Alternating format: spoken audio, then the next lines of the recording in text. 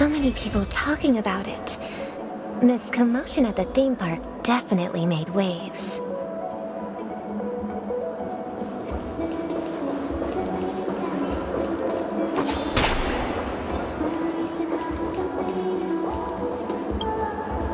The family promised they would protect the guests within the dreamscape, but I witnessed a group of organic life forms making their way to the theme park. And soon after, a rip tore through the sky, and black rain started leaking out of the void. The family needs to provide a reasonable explanation, or I'll take my loved ones and return to reality. I thought the dreamscape was supposed to be a paradise. If it's not, then there's no point staying here. It appears the good sir has seen many great events. And it's true that an uninvited guest has unexpectedly entered the dreamscape. However, their target is not the ordinary guests, but the ambassadors of the IPC. The family will certainly ensure that the safety of the guests is of the highest importance. Miss Robin, I know the Bloodhound family has already sealed off the theme park and has control over the situation, but it won't resolve the problem. The family can try their best to protect their reputation, but as a guest, I don't wish to gamble with my life. But as you can see, sir, no innocent bystanders were affected in this incident. Perhaps the dreamscape is not as perfect as promised, but there's no place safer than dreams under the family's rule. I believe you know this better than I do. If this incident happened in real life, how many people would be able to walk away from it? I could stay here, but keep in mind, guests come to Penacony to enjoy the dreamscapes. They do not wish to be entangled in a conflict between the family and the IPC, so let's not have any more unnecessary incidents. Of course. With the Charmony Festival about to commence, we will spare no effort in our preparations. Rest assured. To express our apologies, the family has arranged this gift for the guests. Thank you for understanding.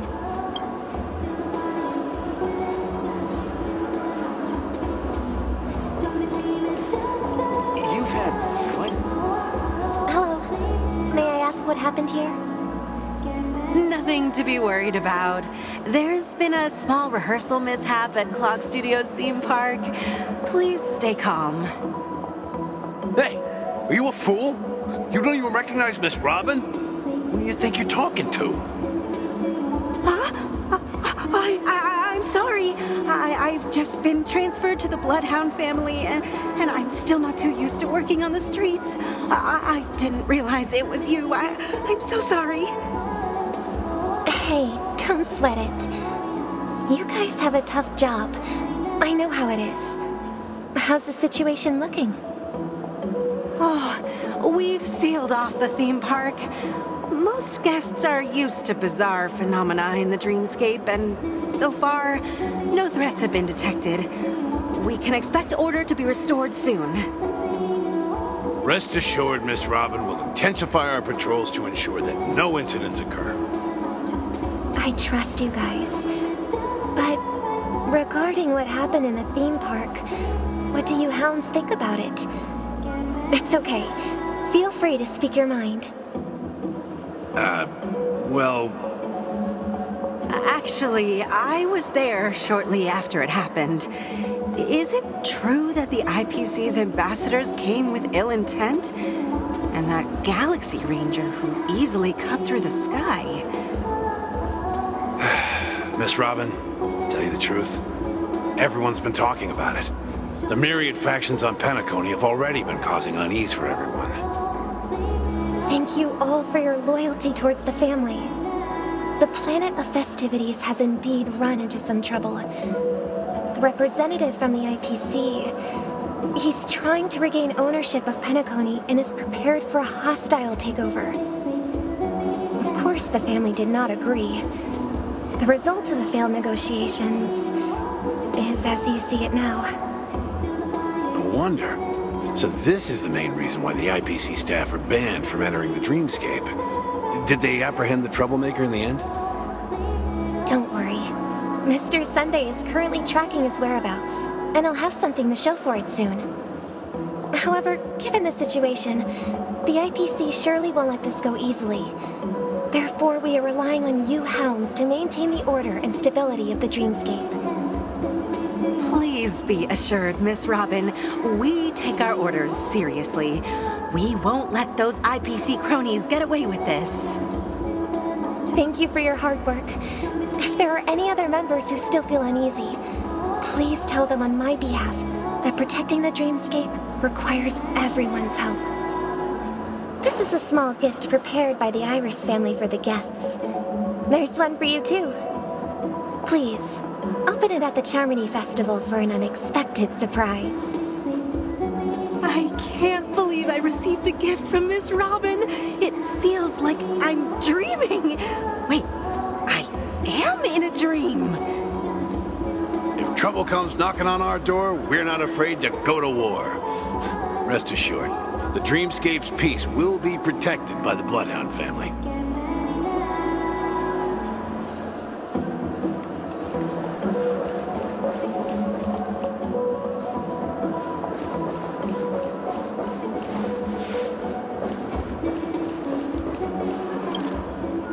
Miss Robin?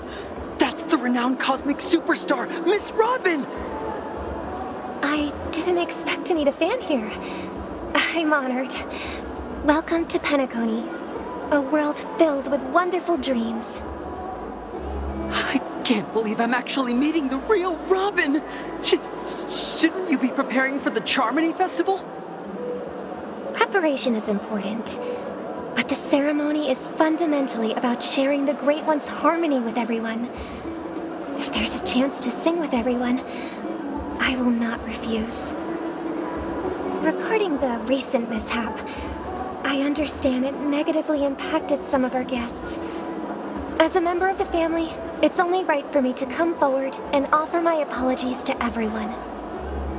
But, are you sure it was actually a mishap? Everyone saw those chips descending like rain and the red light tearing through the sky.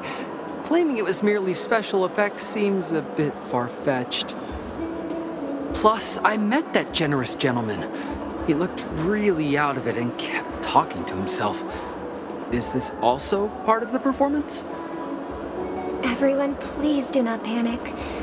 I believe that the family will give everyone a satisfactory answer in due time.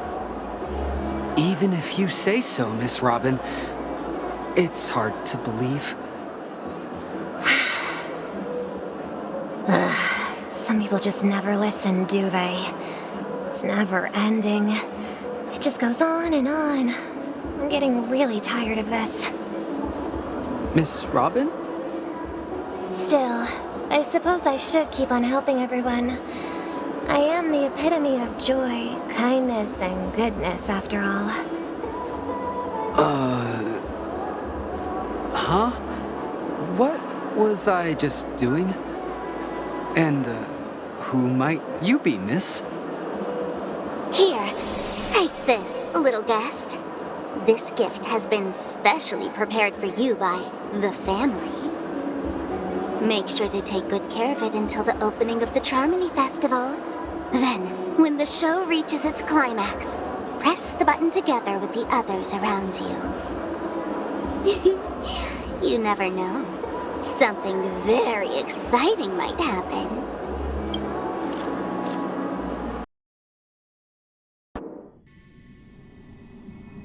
We're back to where it all began. You entered the golden hour from this place. And it is also from here where you will enter the true Penacony. It is a pleasure to journey alongside you once more. But it's time I laid bare the entire truth before you. As you might have heard, I also go by another name. Stellaron Hunter Sam. I'm fine. Sorry, I hope I haven't scared you. I know you have many questions. Do you remember when we encountered death in that strange dreamscape? When I was caught by that meme? In that instant before it killed me? I saw the reflection of another dreamscape in its ghastly pupils. So, following the clues in the script, I came up with some theories about the meme. That's why I instructed Silverwolf to issue invitations, drawing everyone to the Dreams Hotel.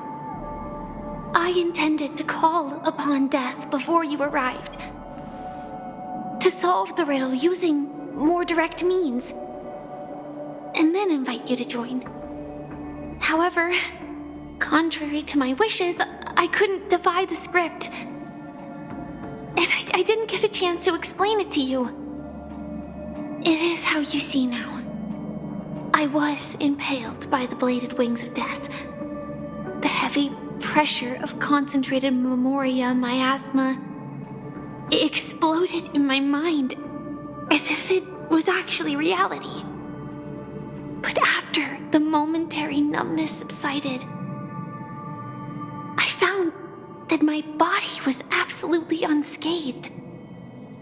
I was still alive. And it was just as I thought. I had arrived at a place starkly different from this beautiful dream. Beneath the dreamscape of Penacony lies another, more chaotic, more primal memory zone. Its name? Land of the Exiles. And so, then I returned to the hotel in the dreamscape, hoping to tell you of its existence. Yet I could not reveal my own identity. So, I could only divert your party's attention and lure you away from the battlefield. And after all my attempts proved futile, it wasn't until not long ago when a crimson blade of light shattered the high wall of the dream, causing you all to fall far into the abyssal depths of the dreamscape, that I was able to awaken you and your companions one by one. And that's it. That is all that's happened so far. I know it's tough to believe all this without reservations.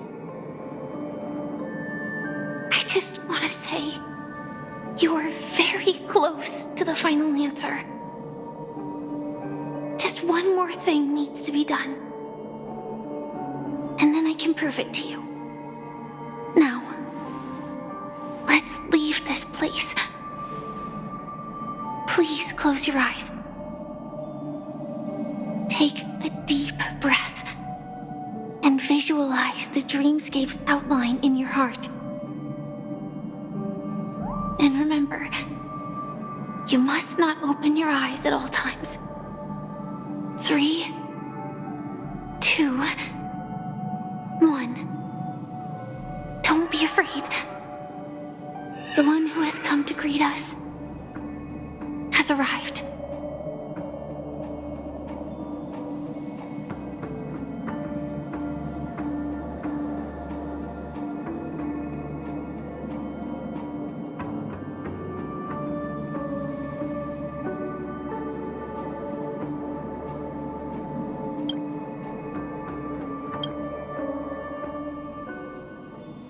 I never knew you could do this. Do you have a driver's license? I do. That is surprising. Why? Because this is Japella, the city of sins? No, it's nothing. I'm just thinking that you haven't slept in 20 system hours. Are you sure you're okay? I'm fine. I'll survive. Same goes for you. I'm not so sure about that. Slow down a bit. Infiltration is over. Feel free to activate Sam anytime you like. There's still some time before the next part of the script unfolds. Let me stay a little longer in this body.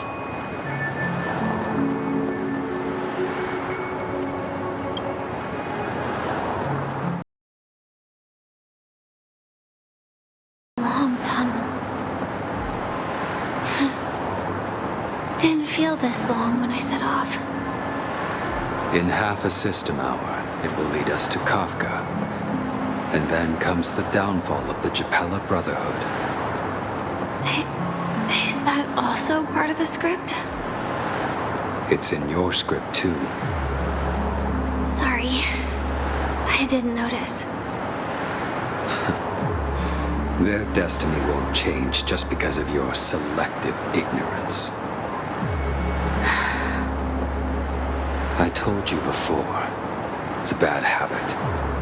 What about you then?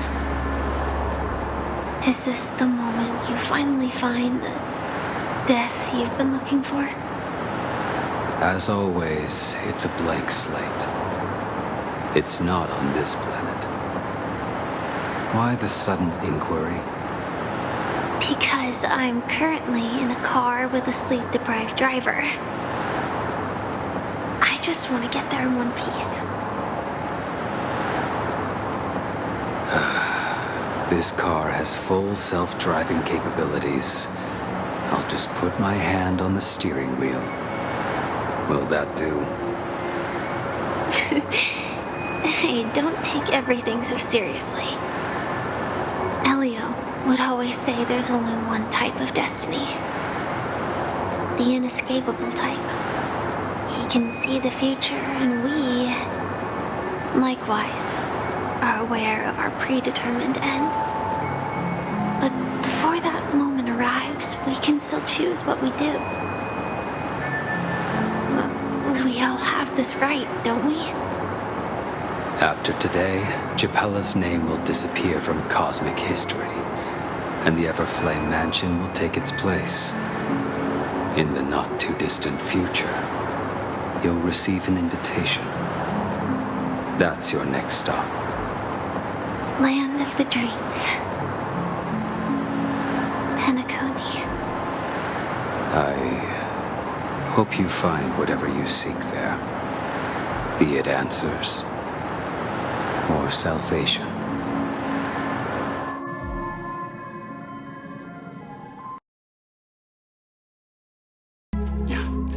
Glad to see you're safe and sound.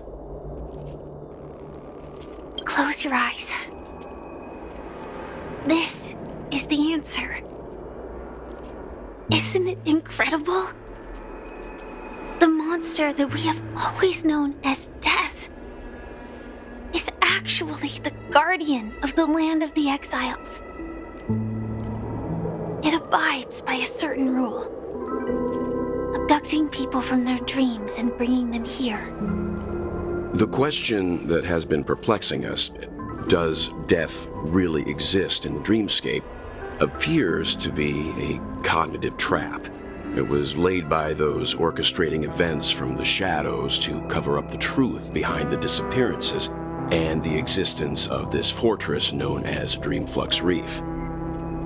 Every emergence of that meme is related to the Watchmaker. Since Dreamflux Reef is where it brings its captives, it's likely that many of our long-standing questions will be answered in this place. The atmosphere here is starkly different from the beautiful dream. There are no regulators here like the family.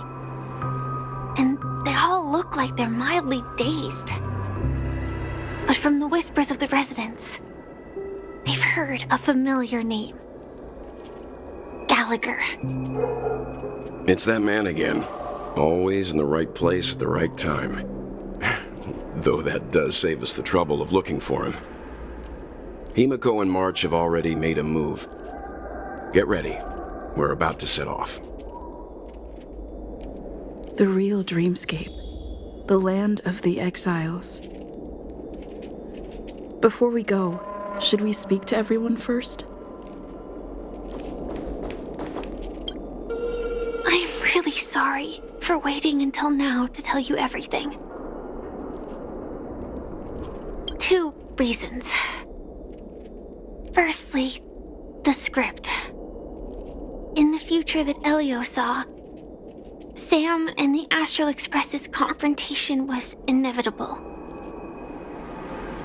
I tried to break the shackles of the prophecy, but this is as far as I could go.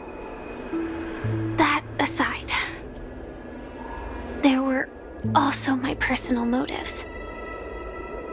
I wished to travel with you as Firefly, and not Sam. Thank you.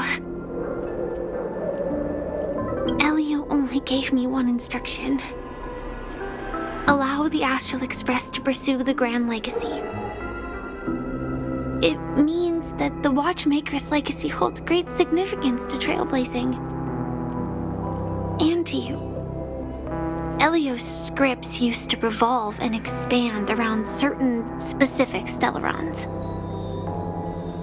But with your appearance, this condition has apparently ceased to be appropriate.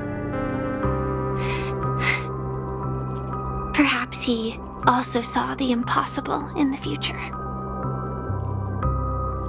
Do you still remember that medical cabin I told you about? Well, that's Sam. It belongs to the Iron Cavalry of Glamoth's Firmament Frontline. A Firefly Type 4 tactical heavy assault mech. It is the cradle of my vitality. And the meaning of my birth. And for the longest time it was how I should have looked to the rest of the world. The timescale of Dreamflux Reef differs from reality, so we mustn't lower our guard. You're sensitive to Memoria. A slight misstep, and you could get lost in this memory zone.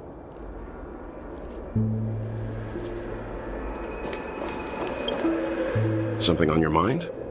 Let's talk about it. No wonder Miss Acheron is so averse to drawing her blade. It's hard to imagine such terrifying power could reside in an ordinary sheath. If it weren't for the fact that Aventurine's power originated from the preservation, the entire dreamscape would have been affected. Don't feel burdened by this. Even without that Stellaron inside you, Aventurine would still have found other methods to accomplish his goal. Let's just believe in Miss Acheron, and given her prowess, I don't think we've got anything to worry about. During your investigation, he shared a vital piece of information. Mikhail, the former watchmaker who collaborated with the family to construct the Penacony we're familiar with today, had a falling out with the family for specific reasons. But this is precisely where the problem lies. You were clearly investigating a murder, so then why, as a security officer, is he changing the subject to talk about his past with the watchmaker? And now, with Firefly mentioning his name again, it's hard not to be suspicious. Before we found you, she'd already revealed her Stellaron Hunter identity and shared a lot of information. Who would have thought that the Molten Knight's true identity was actually a young girl? For her, this is a secret that she cannot allow others to know. That being the case, I think we can believe she's willing to cooperate. But she didn't reveal all her secrets. I just can't shake the feeling that her situation is different from that of the typical dreamer. And I hope that doesn't lead to any dangerous predicaments.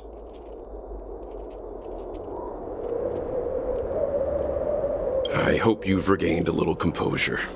We'll move out when you're ready.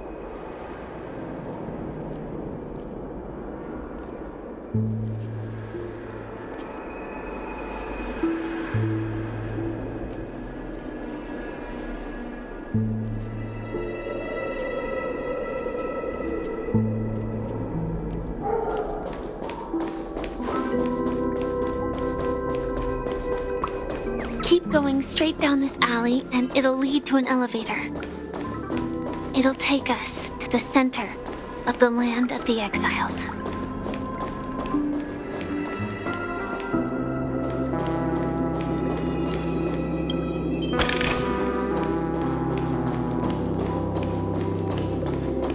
What a huge clock key. Looks like the watchmaker also left his mark on Dreamflux Reef.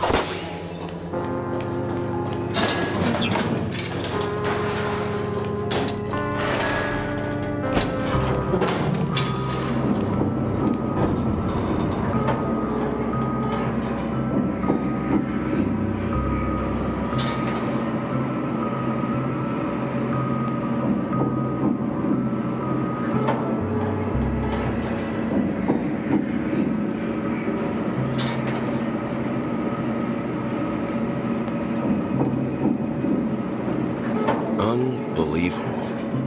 To think there's a settlement of this size within the dreamscape, and all beyond the family's reach.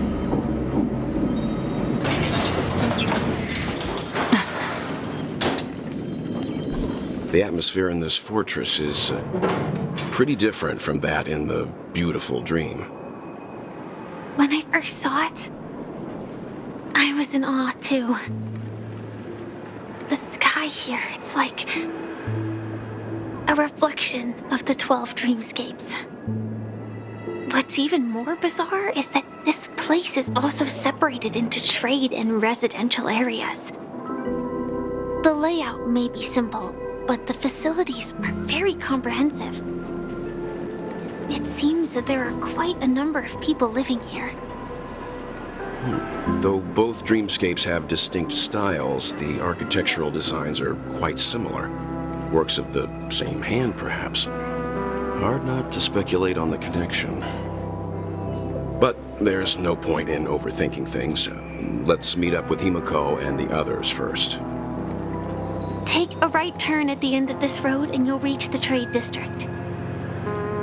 There are more people there, and perhaps someone knows where she is.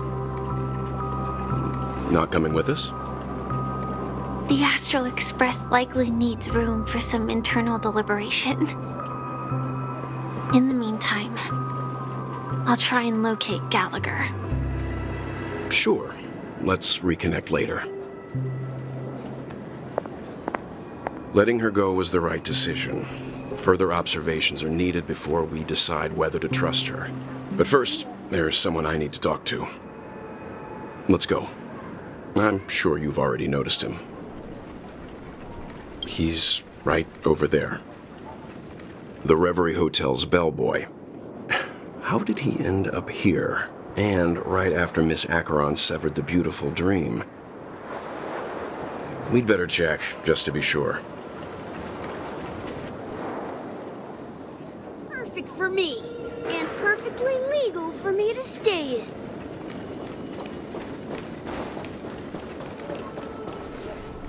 Huh? You're the guest from before. We meet again! And a new friend. Forgot to introduce myself. I'm the hotel's bellboy, Misha. Hello, Misha. I'm Welt. We met in a dream. Oh. And who might this be? Tick-tock! Old friend and new friend! Let's high-five!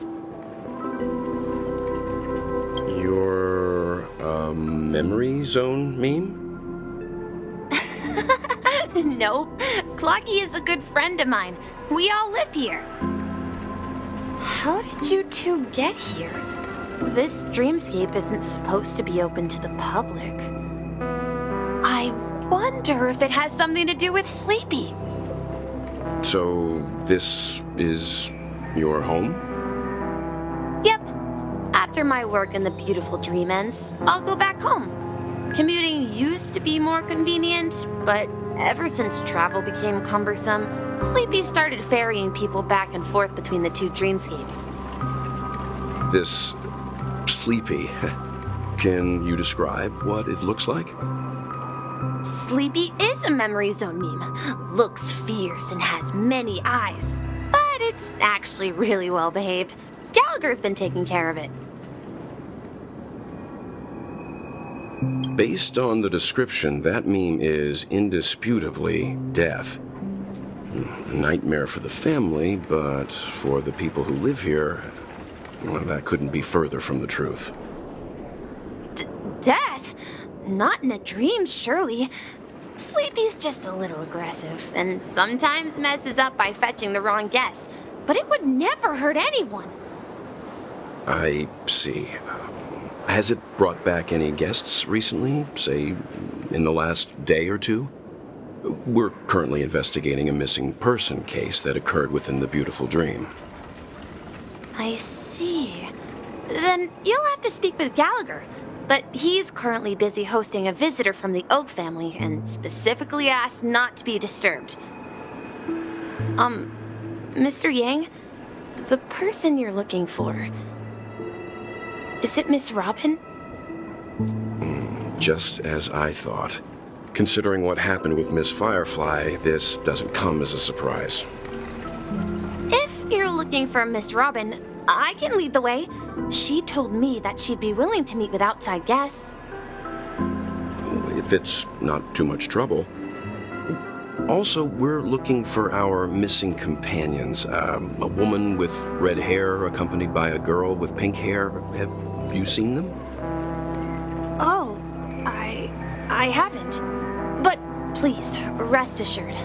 Dreamflux Reef is a small place, and it's not as bustling as the beautiful Dream, but its safety is unmatched. How about this? Since it's your first time here in Dreamflux Reef, I'll be your guide and help you find your companions. And then we can all go visit Miss Robin together.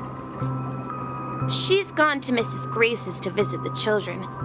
She won't be leaving anytime soon, so there should be enough time. All right then, we'll follow your plan. Well, we now know the answer to both murder cases that have caused such commotion in Penacony. As for the intentions of the mastermind behind it all, we're still none the wiser. No idea. But its connection to Gallagher is worth digging into. Regardless, we have to find him. Say, you mentioned before that you saw a Clocky that only you could see, right? I can't shake off this strange feeling. Am I really still so young at heart? Forget it. It's not important. We'd better just follow Misha.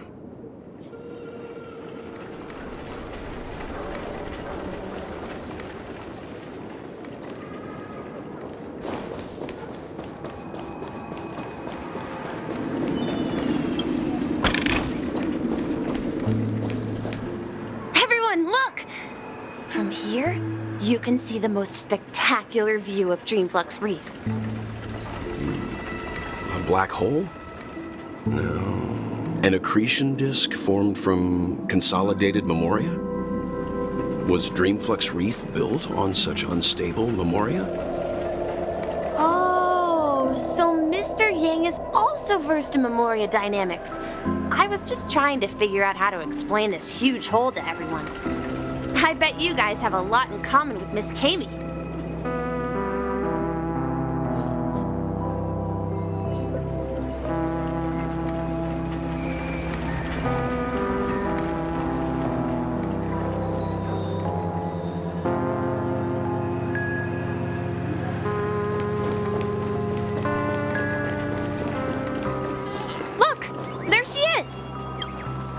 My calculations are finally done.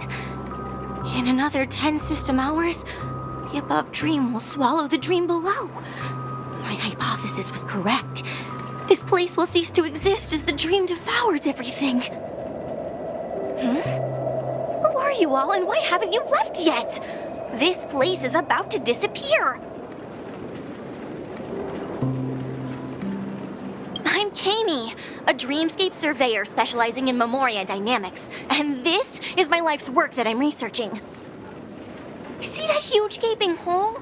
It was just a narrow rift many years ago, but now it's grown into a giant hole. The surrounding Memoria has been flowing towards the other end of the hole at a constant velocity, slowly but surely. But the scary part is, according to my calculations, the flow rate of Memoria has recently changed, and it's faster than ever before. It's almost as if something is sucking it in from the other side. By constantly improving upon Madame Rosalina's Memoria measurement method, I've finally obtained accurate results. After 10 system hours, the Dreamflux Reef will cease to exist. Just like the melting of glaciers, everything will crumble and disintegrate. The dreams on that side of the void will fuse into one. Please don't worry. This sort of thing has happened many times before. Miss Katie isn't a bad person. She's just a bit lost in her own world. She'll probably realize she's wrong soon enough. You don't say. There was something else that piqued my interest. Who is Madame Rosalina? Oh, do you know her too? Or are you also a fan of Memoria Dynamics? We're very interested in Madame Rosalina's achievements. Could you tell us a little more about them? Why, of course! She's an excellent scholar of Memoria Dynamics, and the first person to apply Memoria rate measurement methodology on interstellar travelers. Regrettably, due to the presence of the Garden of Recollection, ordinary people don't pay much attention to the nature of Memoria. She departed this world without much fame, leaving only a few thin journals behind. I came to Penacony to learn more about my idol, and went to great lengths to seek out Dreamflux Reef, all because this is her final resting place. Prodigies always meet their demise prematurely. If only Madame Rosalina had more time, she would have discovered a way to reverse the flow of Memoria. I felt it. The source is in the golden hour. There is a certain anomalous presence stirring the currents of the memory zone. I must uncover more concrete proof. I must convince everyone. Does the name Madame Rosalina sound familiar to you? Before we came to Penacony, the conductor had given us a list of nameless to look into. Her name was mentioned. It seems like she did a great deal of research and calculations in Dreamflux Reef before abruptly passing away. Miss Katie regularly mentions her. I hear Madame Rosalina passed away during the prison war. If she could see the Penacony of today, its people building homes in the memory zone, I bet she'd be really happy. Perhaps. Our destination is the commercial district. That's where the largest crowds gather in Dreamflux Reef. We might be able to find the others there.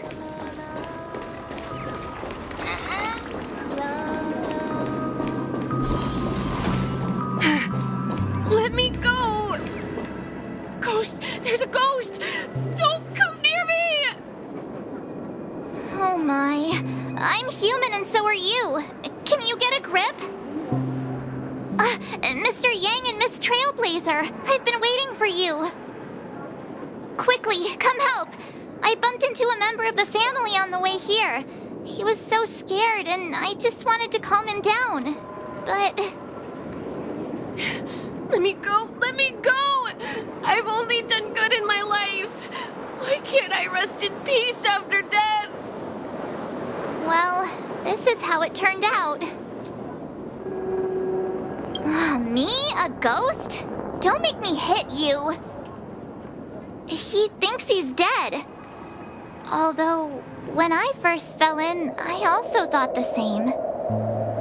Dear guest, this is not the afterlife.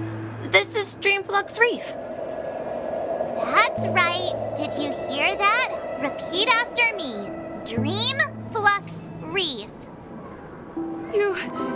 You're talking to someone invisible. If I'm not dead, I shouldn't have pushed my luck and tried sleeping in my dream. Curiosity kills the Papeshi. So stop asking. You'll alert the monsters. All the dead are right here. All of them. You're not talking about the memory zone meme, are you? Don't say that name! It's all your fault. They're coming!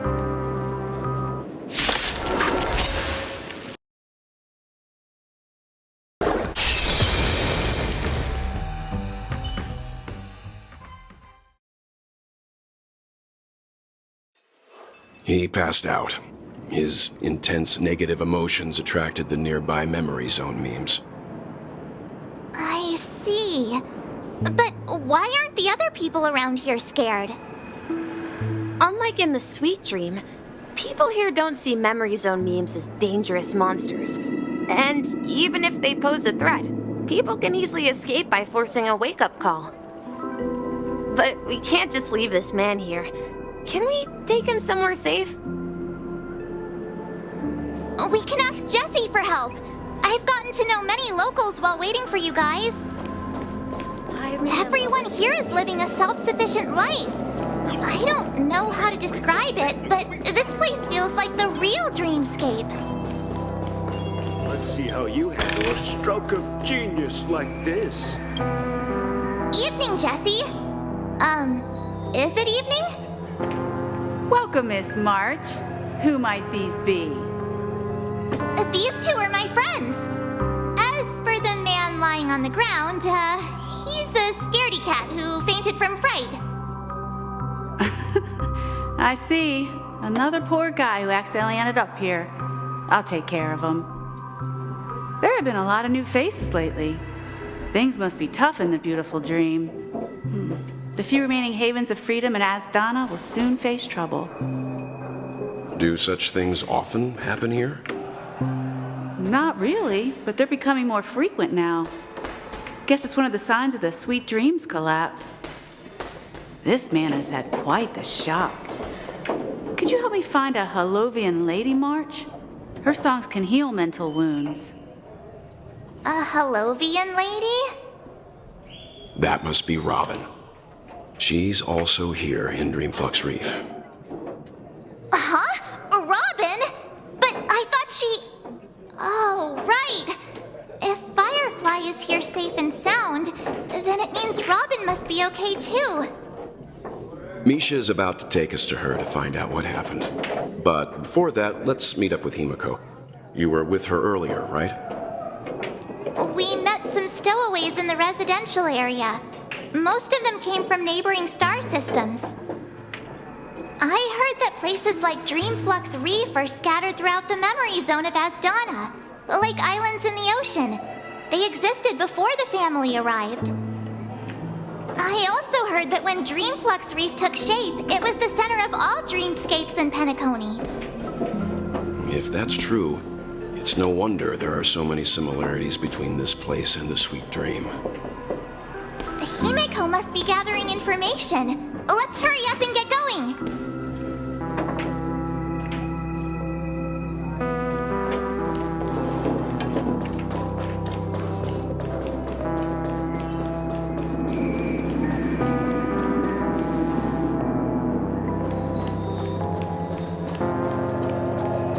This is where we split up. She can't be too far. So that's how it is. I never imagined we'd gather the remaining details here.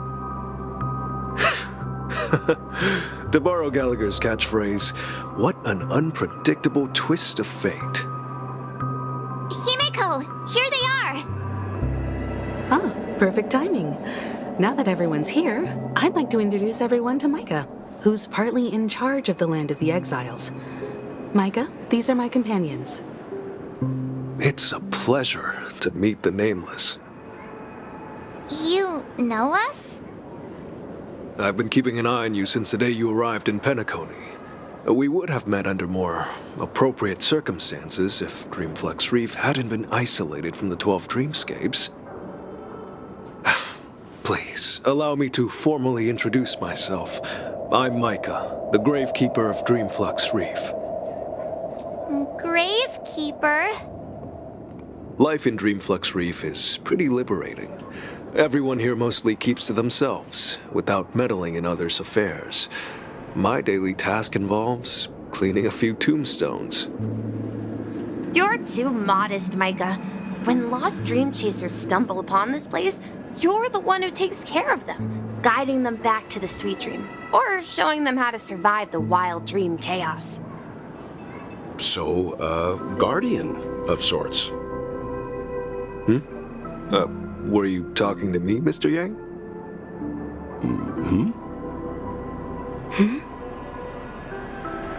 On that note, Mr. Mika, which tombstones are you referring to? We didn't come across any graveyard when we arrived. They're actually just symbolic stones. But since you're curious, Mr. Yang, I'll take you there. I have a feeling you might find something of interest there. But before that, you have an important guest joining you. An important guest? Who could it be? This way, please. The roads here in Dreamflux Reef are a bit run down, so watch your step.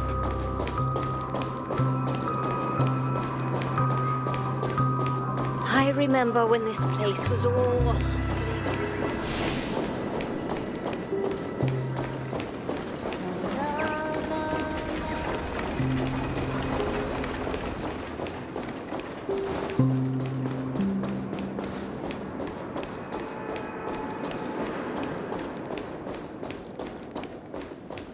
There she is. Everyone sang so wonderfully. It's not often that I tried this music style, but I've gained some valuable insights from it. Oh, I can't thank you enough, Robin. Well, these kids have made incredible progress in only a few days. It was nothing, Grace. I merely taught them how to sing.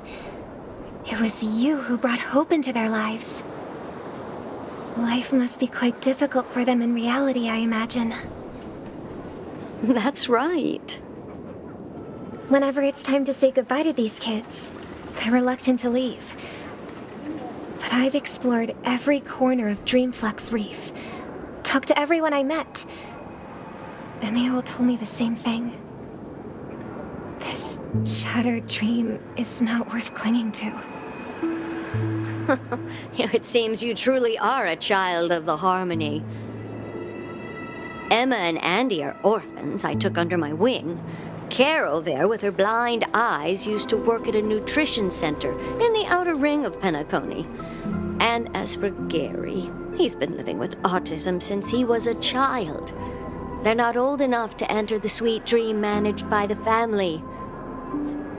If we compare people to birds, these kids are like fledglings with impaired wings. But in this dream, well, they can fly freely. Even if they stumble along the way, well, they're still relying on their own strength. And me, an old lady with no legs. Well, without this dream, I couldn't even walk toward them. I'm glad that you found a new life here in Penacony. It's just... Don't worry, Robin. Dreams have their significance, but they aren't everything. Both the children and I understand this. No matter how long we fly through this dream, we will one day return to reality. But you know what?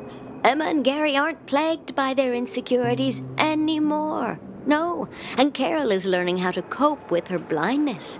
And Andy is livelier than ever. Well, even I've become more optimistic. You see, in dreams, we learn how to live. Once we return to reality, we learn how to survive.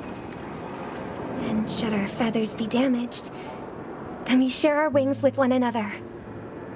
There's no need to covet an illusory sky in dreams, because we have the right and the ability to fly towards a broader horizon. It's a relief to see you safe and sound, Miss Robin. It's nice to see you all again, Astral Express crew. I heard my disappearance caused quite the commotion out there. I'm really sorry about that. Since you're here, can we assume that you're fully aware of the situation in Penacony? Ever since I returned to Penacony, my voice started to change, until it gradually faded away. At first, I thought it was a temporary ailment, perhaps due to having been away too long. I thought maybe it just takes some time for my body to acclimate to the high concentration of Memoria and Asdana. But now it seems the root of the problem goes way beyond me. There are elements around me that don't align with the harmony. And losing my voice is just one of the signs of the Sweet Dreams collapse. The Sweet Dreams collapse. That memo keeper mentioned the same thing. So it's real. While I was away from Penacony, the boundaries of the 12 dreamscapes kept expanding outward. But whenever I mentioned the anomalies in my dreams, all the family heads refused to talk about it. Only my brother was willing to respond. Later, I discovered the secret letters from the IPC ambassador, which further convinced me that there are hidden secrets beneath the surface of Penacony.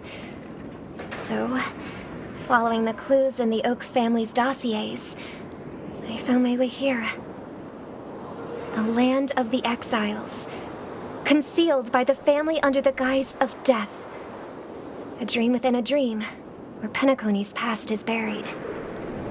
Hearing you speak, it sounds as if your voice has made somewhat of a recovery. I hate to admit it, but the harmony in this place resonates more broadly than within the Sweet Dream. It's regrettable, but the family has experienced betrayal. The traitor, or traitors, abandoned their original principles and, using the name of harmony, exploited people's weaknesses to turn Penacony into the planet of festivities, trapping everyone in the illusion of the Sweet Dream. This is not the strong defending the weak, but rather the strong exploiting the weak. A world without equality won't ever be favored by the harmony. And naturally, those voices blessed by them have lost the ability to sing. Could there be another force influencing the family's shift in philosophy, Miss Robin? Considering what happened with Acheron, it's difficult to conceive of another entity within the realm of the harmony capable of influencing everyone. Unless a power surpassing that of an emanator is involved. I'd heard about what happened to the Xianzhou Alliance, but as far as I'm aware, the family hasn't faced any such external interventions. Who knows? Perhaps I've just been away too long and missed something.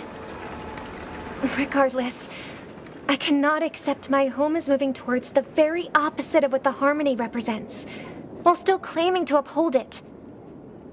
I must uncover the reason why Mikhail cut ties with the family, and who exactly it was who betrayed us all. Do you remember our arrangement, Mr. Micah? Well, here's my answer. I've decided to forgo my role, and never step foot on the Charmony Festival stage again.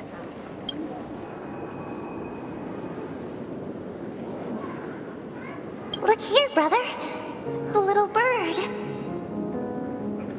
Looks like a fledgling Charmony dove. But Charmony doves don't live here. So how did this little bird get here? Maybe its parents abandoned it? It looks weak and frail. Why don't we find something soft and make a nest for it? This place is too dangerous for a fledgling. Let's take it with us. We can put it on the wooden shelf in front of your window.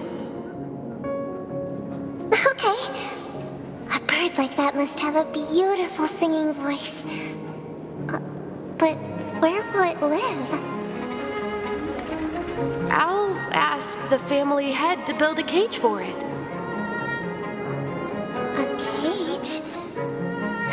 won't have the freedom to fly, right? Let's see. What is it that has captured the attention of the two best interpreters of the Great One? To the point that they've forgotten how to enjoy their dessert. Oh, poor little thing. Doesn't look like it's doing well. Do you want to rescue it? I do. But I don't want to lock it up in a cage. Why? Even if it's small and not fully feathered and can't sing, it didn't come into this world just to be locked up in a cage. Birds, they should be flying free in the sky.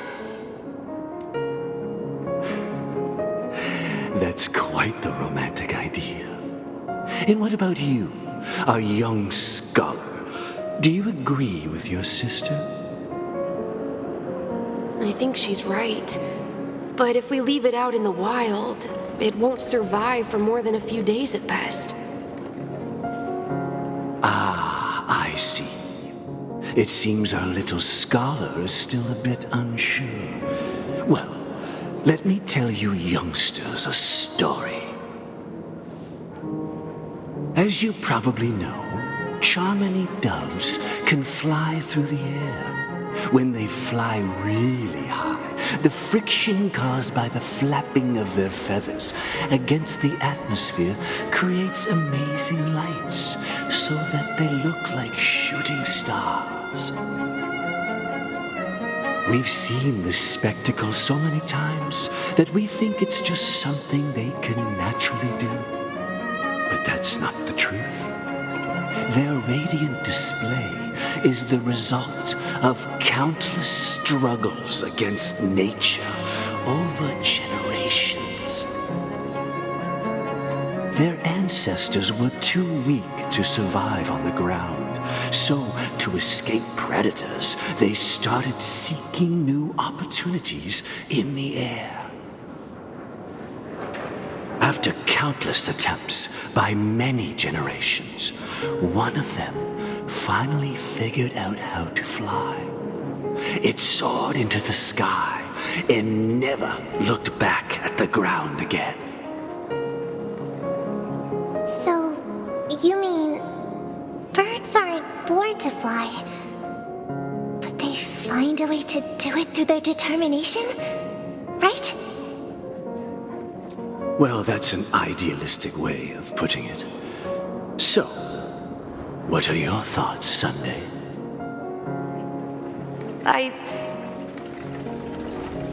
I think people believe birds are meant to fly because they've never seen those birds crashing to their death. That's an interesting perspective. So, have you decided what to do with the bird now? For now, I'll keep it in a cage until it can take care of itself because I want it to live, no matter what. Well said, kids. It seems each of you has found your own answer. Your insights are truly remarkable. And I hope they come true in their own way. We will take good care of it, won't we, brother? Yeah, but Mr. Gopherwood, there's one thing I don't quite understand. And what might that be, my son? What if this little Charmony dove never learns to fly in the end? I mean, if there are fledglings in this world that can never fly throughout their lives, should we let them go back to the sky, only to see them crash to the ground and die? Talking in your sleep, Birdie? Time to wake up.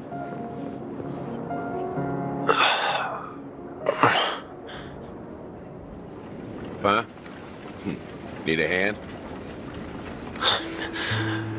I'm still alive? Yeah. Happy about that. Where is Robin? Tell me. Now. I knew that was going to be the first thing you'd ask. Don't worry, your sister is here, safe and sound. She's probably walking around the streets now. If I were you, I'd be more worried about myself. After all, right in front of you is the guy who just stabbed you in the chest with a dagger. If you wanted to kill me, you wouldn't give me the chance to speak. Just tell me your demands, lackey of the Watchmaker. So, you figured out who I am, huh? No wonder you had the guts to go against the Dream Master and the Four Families. Looks like I made the right choice. Choice? You are aware of my plan and see through my act. Time is running out, so let's drop the charades. I'm suggesting we cooperate. Cooperate? What makes you think I'd cooperate with you? The fact that the famous Robin has chosen my side. Plus, some clues about a traitor and a bright future for Penacony. Any of that catch your interest? I find it hard to believe a man who's full of deception. Fine. You don't have to trust me. What you should trust is the sense of justice inside of you. Show me Robin first. All right, as you wish. Here she is. Huh? What's your trick this time? Just kidding. I mean, this lady will lead us to Robin, right? And the crew, too. There are too many people who you owe an explanation. That'd be great.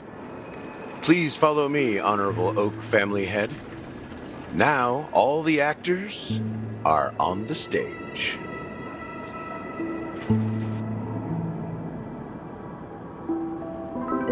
This is the monument I mentioned earlier. The names inscribed on it should be familiar to all of you. Rosalina and Tiernan. When Penacony was known as a frontier prison, it was the Trailblazers who connected it with the stars. They were the heroes who saved Asdana, and their names deserve to be immortalized, not just on the small stone tablet, but in the annals of history for all of time. However, today, the planet of festivities is nothing but sweet dreams. That heavy piece of history is all a distant memory, just like that prison. If their names are inscribed here, then that means... According to Micah, they died long ago. Rosalina was killed during the War of Independence. She ventured alone into the heart of the star system to investigate the flow of Memoria, but she never returned. Tiernan was a skilled gunslinger, strong and reliable. He led the people through countless battles, but he didn't live long enough to witness the arrival of true peace. In the decade following the war, Penacony faced challenges internal and external. To protect Asdana, Tiernan took up the way of the Trailblaze and led the Lampmoth family to explore beyond the system, only to be surrounded and wiped out by the swarm. Though I had expected as much, the tales of these heroes truly are sorrowful. True to the title of Trailblazer, they spent their lives venturing into the unknown. But what about this tablet? There are no names carved on it. When Dreamflux Reef was created, its owner was still alive. However, he insisted on erecting a monument for himself, saying that it will happen someday. Here we meet again. Everyone from the Astral Express. Robin.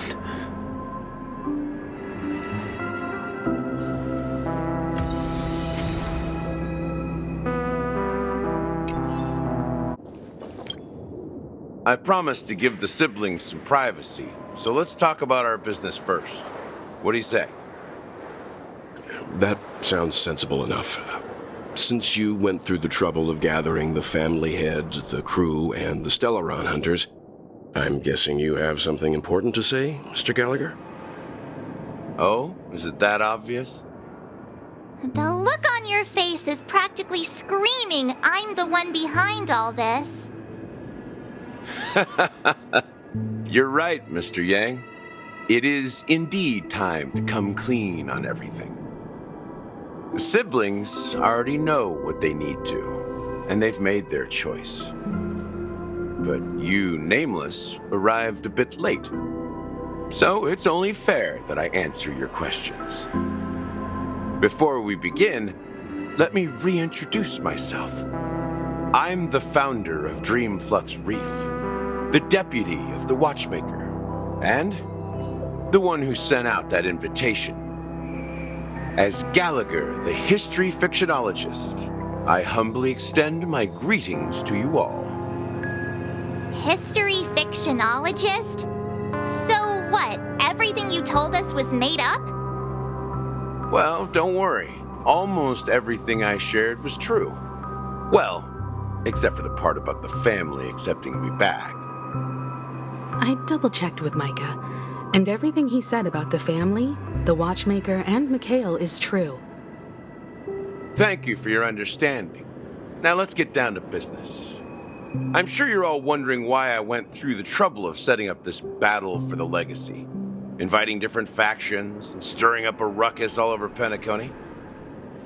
Well, it all boils down to something very familiar to all of you. The Stellaron. The Stellaron? But how is that possible? Penacony is a free-flowing interstellar hub. There are no signs of contamination whatsoever. You're totally correct. So, care to take a guess at what that means? I wish that were the truth. But if that were the case, I wouldn't have invited all of you. The sweet dream doesn't come out of thin air. If you think of the memory zone as the sea, creating the land of the dreams is like filling that wild ocean with earth to make an island. To achieve this feat, without the help of an emanator of remembrance or enigmata, the only way is to use a Stellaron. And that's not something you can achieve with a simple wish. It requires vast quantities of knowledge, time, and manpower. I'm sure you get what I'm hinting at. In Azdana, the planet of festivities itself is a Stellaron disaster. The planet of festivities itself is a Stellaron disaster? It all started a long time ago, back when the Watchmaker and his crew liberated the frontier prison. They faced countless challenges as they began building Penacony from the ground up. That's when the idea of using the Stellaron came into play. The Stellaron first entered the Azdana system during the war. The Nameless warned everyone against the folly of attempting to tamper with such a power, and most heeded their words. But there are always people in the shadows with ulterior motives. The turning point came after Tiernan's death. With two of the Nameless gone, the Watchmaker had to go to the front lines. It was at that moment his rivals saw an opportunity. By the time a representative from the Montour Systems family arrived at the Watchmaker's call, the Stellaron had already been activated and was seeping into the primordial synesthesia dreamscape. And I suppose the family happened to possess the knowledge to seal the Stellaron? Not just that. They knew far more about the Stellaron than the average person. They helped Mikhail swiftly quell the civil unrest and played a part in building Penacony under the disguise of the Harmony. Those three eras were known as the Age of Dreaming. The Watchmaker, who had been left in the dark, sent out invitations across the universe, spreading the hype around the land of the dreams. Then, how How did they turn against each other? Remember the island in the ocean metaphor? The truth is, the Stellaron was never truly sealed. It existed in a different form within the dreamscape. Think about this. What would it cost to create and maintain such a lavish dreamland? It's people's lives. The opulent dream is built upon the decay of spirits, with a toxic elixir called pleasure flowing through the dreamscape. It tempts people to indulge in the dreamscape, and gradually their minds succumb, becoming nourishment for the sweet dream. Confusion, laziness, and cowardice, weaknesses that plague humanity, were magnified and nourished by the family. Penacony became a new kind of prison, even more impenetrable than the previous one. Sadly, we realized this far too late. By then, the family had a firm grip on Penacony, swiftly quelling any opposition that arose. At my wit's end, I had to use the power of the Enigmata and sought refuge in this chaotic realm. Over the years, I created a meme within this dream for our use. Dormancy. That's its real name. We exploited a loophole. You see, regular people can't fall asleep again while they are inside the dreamscape. So this is the true meaning of the impossible. You sent out invitations in the Watchmaker's name to find forces capable of resolving the Stellaron disaster and draw them into Penacony to uncover the truth. It's not just that. Above all, I wanted to see what happens when the major factions engage in a struggle for the legacy. Since this is the Watchmaker's first announcement in decades, the traitor within the family is bound to reveal themselves. So, the legacy is just a facade. If you want to consider the Stellaron as the legacy, I'm totally fine with that. If that's the case, where is the Stellaron now? That's a question for Mr. Wings. The Stellaron is still under the family's control, and as the head of the Oak family, I'm sure he holds all the answers.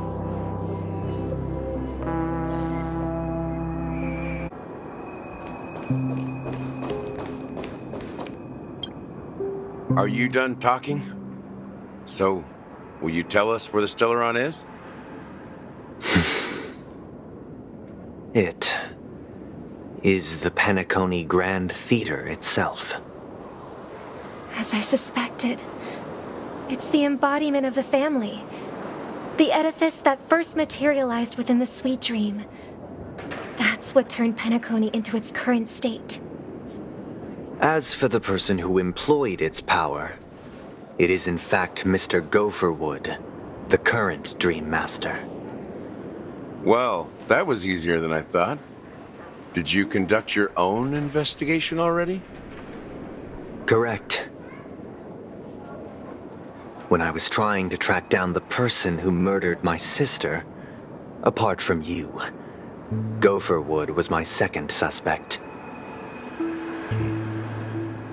Confronting me first turned out to be a smart move on your part. I didn't have other options. The Dream Master has been elusive, and even the heads of the families can hardly get an audience with him.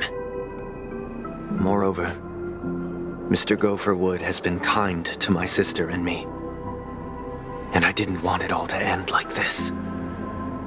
What do you mean by that? To be honest, my brother and I are also victims of the cancer of all worlds. We grew up as orphans, and were adopted by the family when they came to help. Mr. Gopherwood recognized our potential and brought us to Penacony.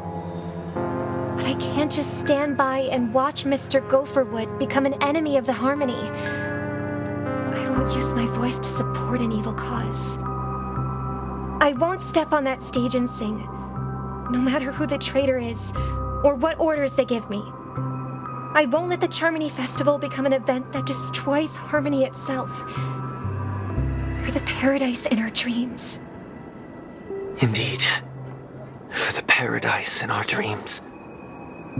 As the head of the Oak family, I'm responsible for ensuring Penacony's promising future.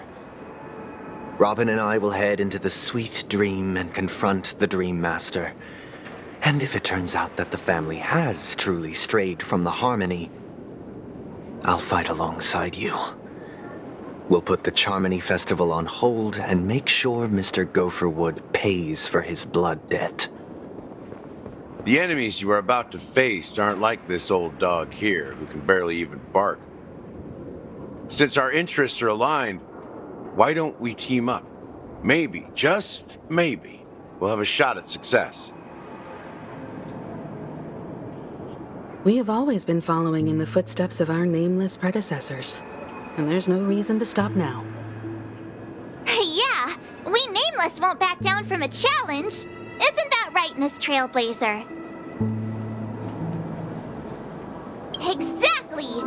It's time for the crew to save the world once more. Rest assured, sitting on the sidelines isn't in our nature. Mr. Sunday, Miss Robin, I'm willing to accompany you on behalf of the Astral Express. Having a third party present should help with negotiations, and could make all the difference if things get ugly. Thank you, Mr. Yang. Thank you all very much. The Charmony Festival is about to start, and time is against us. We must hasten. Everyone, let's gather over here. We still need to make some preparations. I may have been quick to step up to the plate, but confronting the Dream Master could be a very dangerous affair. Huh? Even you're saying that, Mr. Yang? How powerful is that Dream Master? He's the leader of the families of Penacony, and he has the entire power of the Harmony behind him, not to mention the Stellaron in his possession. We must proceed with great caution.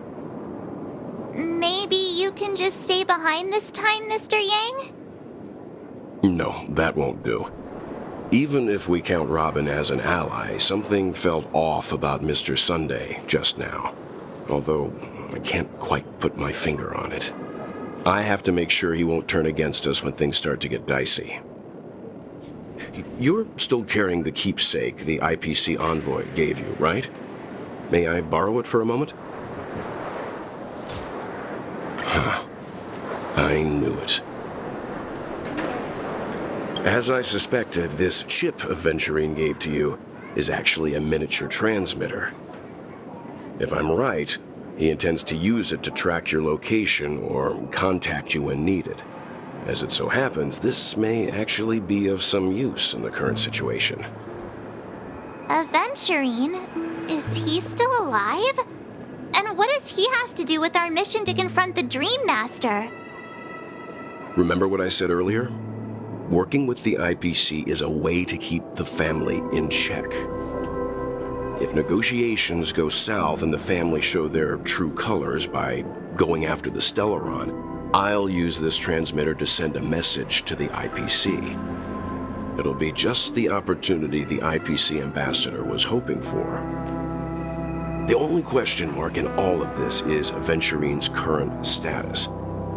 But the IPC is always listening, especially senior strategic investment department heads like him. Getting the message across shouldn't be a problem. Good luck to you, Welt. Well, you take care too. If anything goes wrong, don't worry about me. Just make sure to seal the Stellaron. Spoken like a true hero. Even if the Dream Master is innocent, the family's corruption runs deep. I won't make the same mistake Mikhail did. Let's wish him the best of luck. Don't you have something else to tell us, Gallagher? Why would you say so? Before we departed, the conductor asked us to inquire about the three nameless in Penacony. We've already collected intel about Rosalina and Tiernan, so the only one left is legwork. If I'm not mistaken, we've already met him somewhere, haven't we? It's not enough to say meet. But the answer is pretty obvious. After all, I've hinted at it in quite an evident way.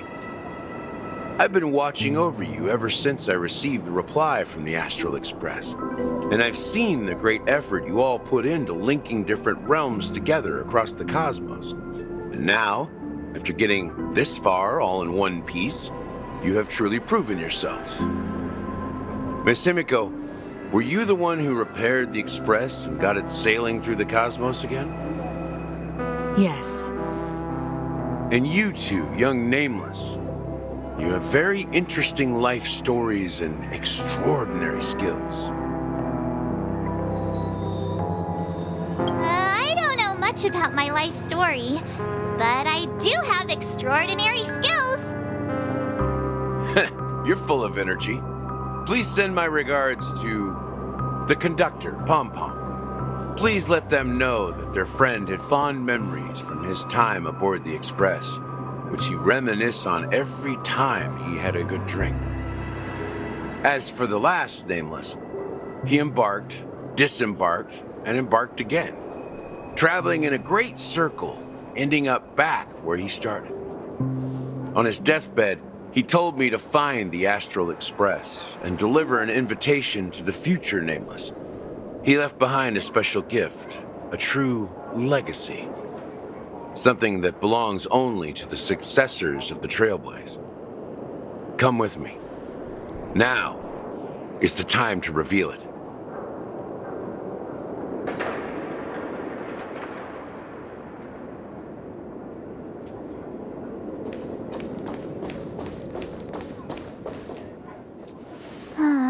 Back here again.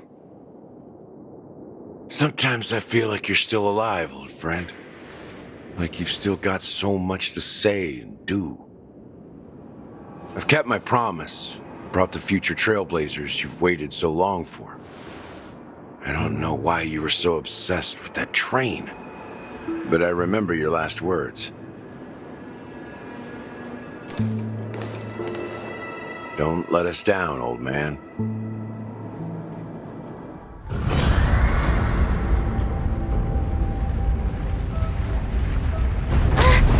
What's happening?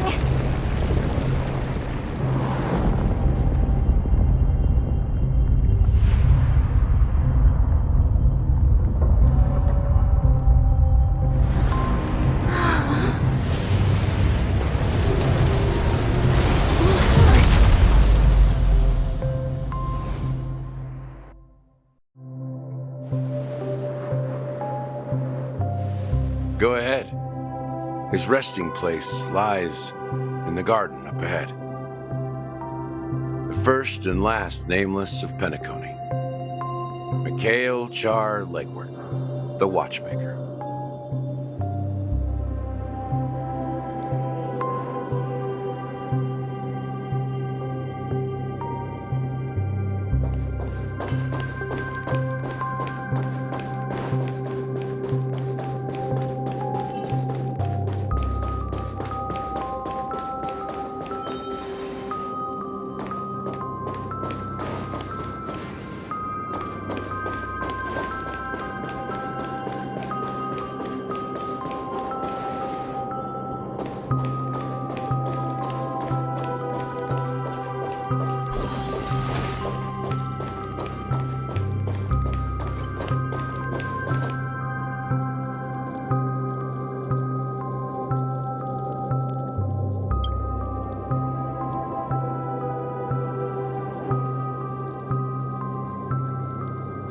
Sure enough, the Watchmaker is the third Nameless.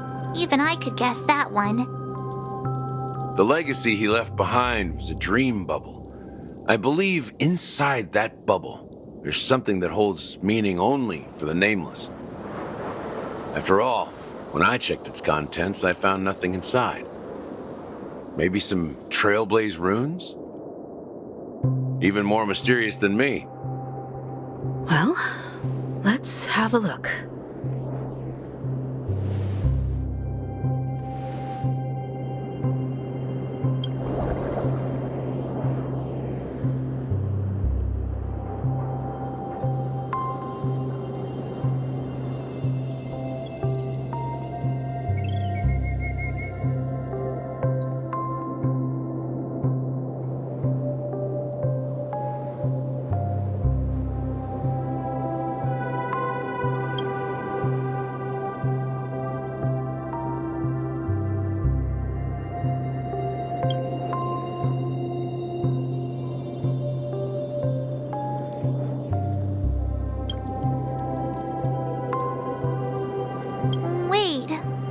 What's going on? Seriously?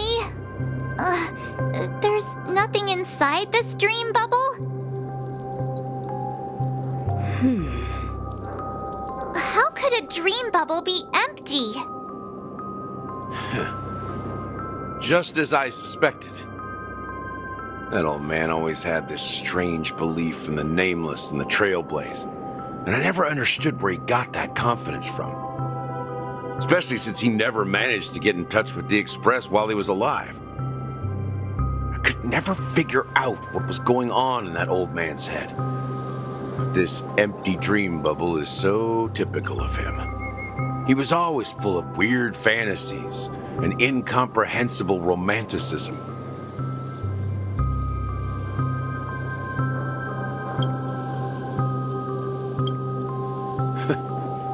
That mischievous old man.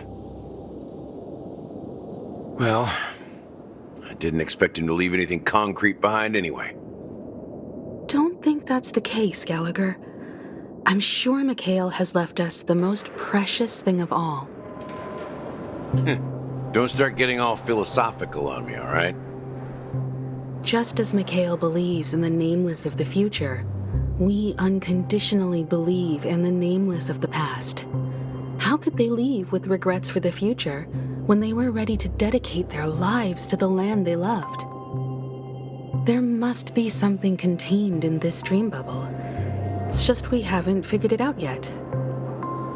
You also have faith in the Watchmaker, don't you, Gallagher? Well, I'm a follower of the Enigmata. My philosophy forbids me to have faith in anything. That's why I understand what faith means in the path of Trailblaze. And I also want to know what he left behind. I'll leave it to you guys then. Can I borrow your pet?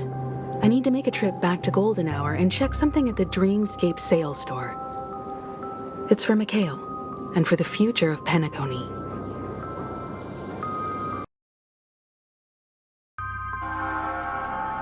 Welcome to the Reverie Hotel. How may I help you? Greetings. We're the Nameless from the Astral Express, and we'd like to check in. The Astral Express? But I thought... Yes, my companion's already checked in. My name is Dan Hung, and I believe my personal information is recorded in your system. I see, but your companion said you wouldn't be coming due to a change of plans. Now the plans have changed again. And you are... Me? I'm Pom Pom, a new Nameless who's also with the Astral Express. He's my fellow Trailblazer. We responded to the family's invitation before he boarded the Express, so he wasn't registered in your system. Is it possible to accommodate him as well? Oh, I see. Another one of the Nameless had a similar situation. Seems like a lot of people are joining the Trailblaze these days. Since there's a precedent, it shouldn't be a problem. Just give me a second to contact your companions. I'm sorry, dear guests, but it seems I'm unable to reach the other members of the Astral Express. What do you mean by unable to reach them? My apologies. This is the first time I've encountered a situation like this. However, the system indicates that those guests are still in the dreamscape. How about this? Give me their room number, and we'll go check on them ourselves. I'm afraid that's not possible. I need to verify both of your identities before I can share any guest information. How about you just wake up someone? Let's say, Welt? I'm sorry, but there are strict rules regarding forced awakening. It cannot be done without the proper clearance. So nothing works, huh? What's your solution then? Are you saying we sleep here? At the reception? Please be patient. we need to contact your companions in order to confirm your identities. And now it seems you need to confirm our identities before you can contact our companions. It seems so. Fudge!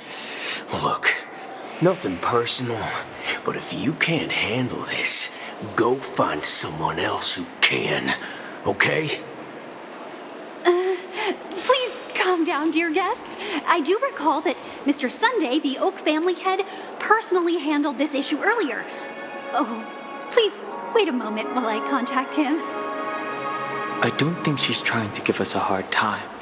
She really just doesn't know what to do.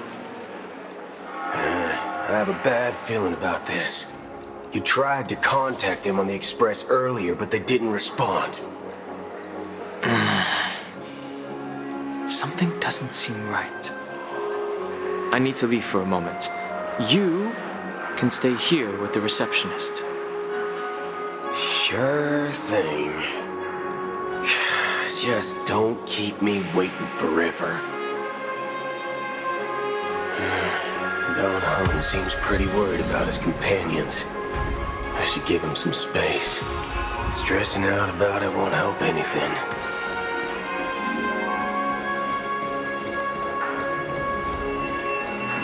Face freaking.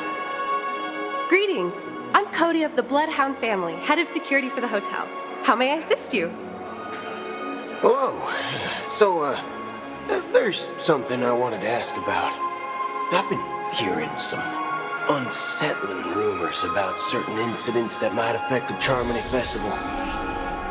Do you think there's anything to be worried about? I've traveled all the way from the Hawaii Federation, and I don't want my trip to be ruined. What do you mean? Wait. You haven't heard? I'm not sure where you heard those rumors, but they're completely baseless. I can assure you, as a representative of the Bloodhound family, that everything is going smoothly for the Charmony Festival.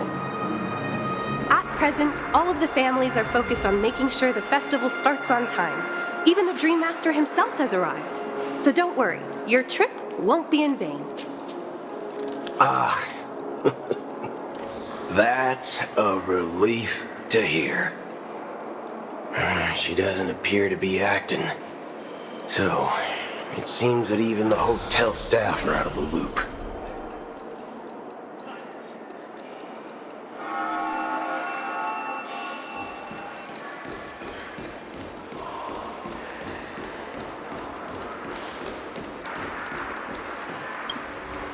The Charmony Festival is about to start! I'm so excited! Hey! Are you guys here for the Charmony Festival too? Well, I didn't come all the way here specially for the festival. Honestly, I don't really even know what it's about. But I heard it's a lot of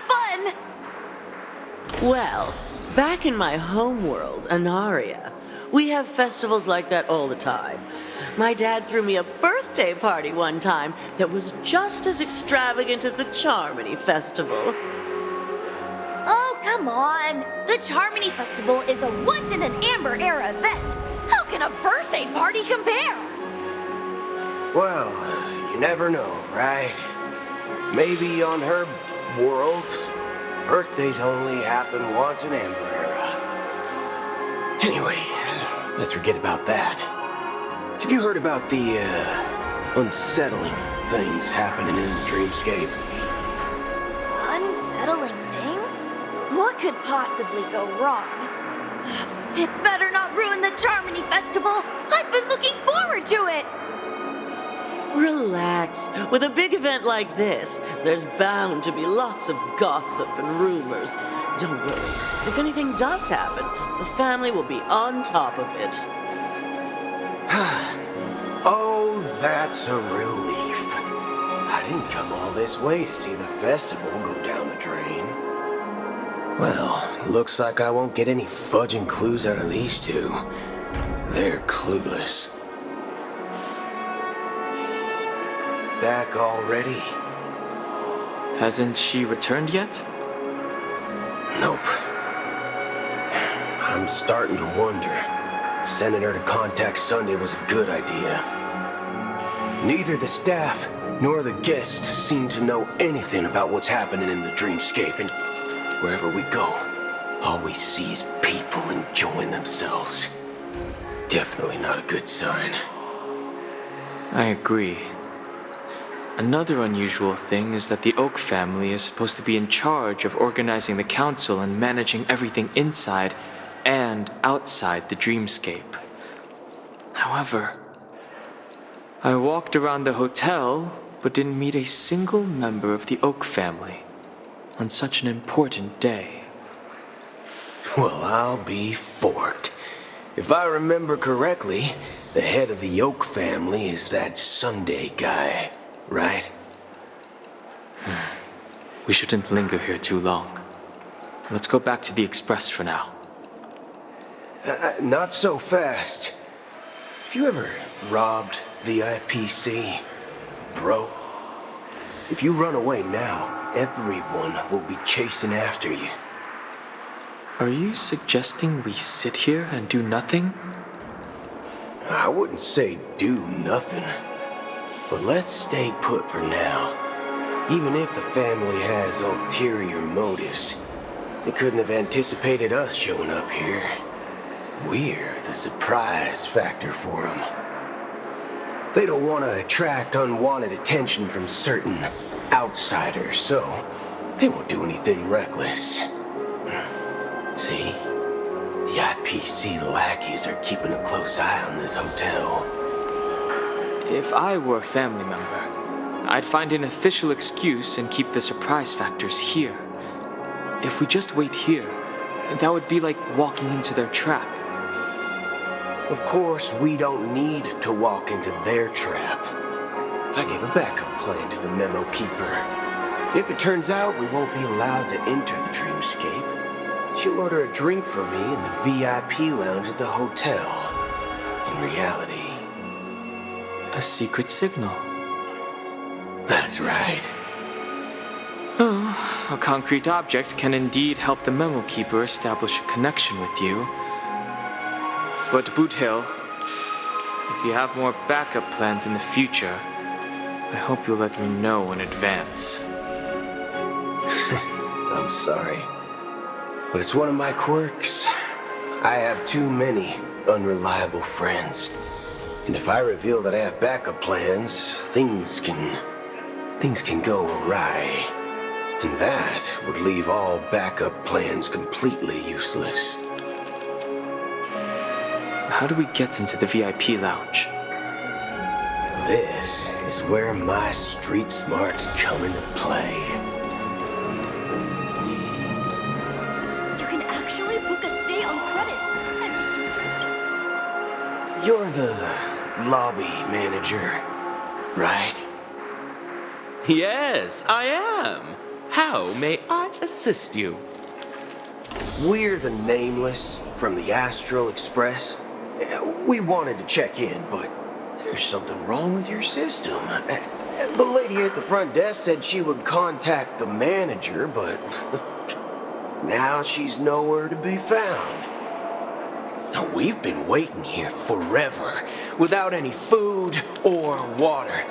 What the fork, man? Is this how the family treats its guests?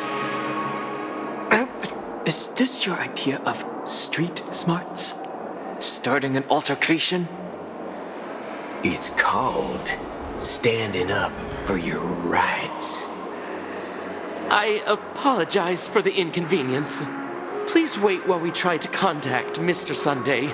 I'll arrange 2 premium seats in the VIP lounge so you can rest there while you wait. See?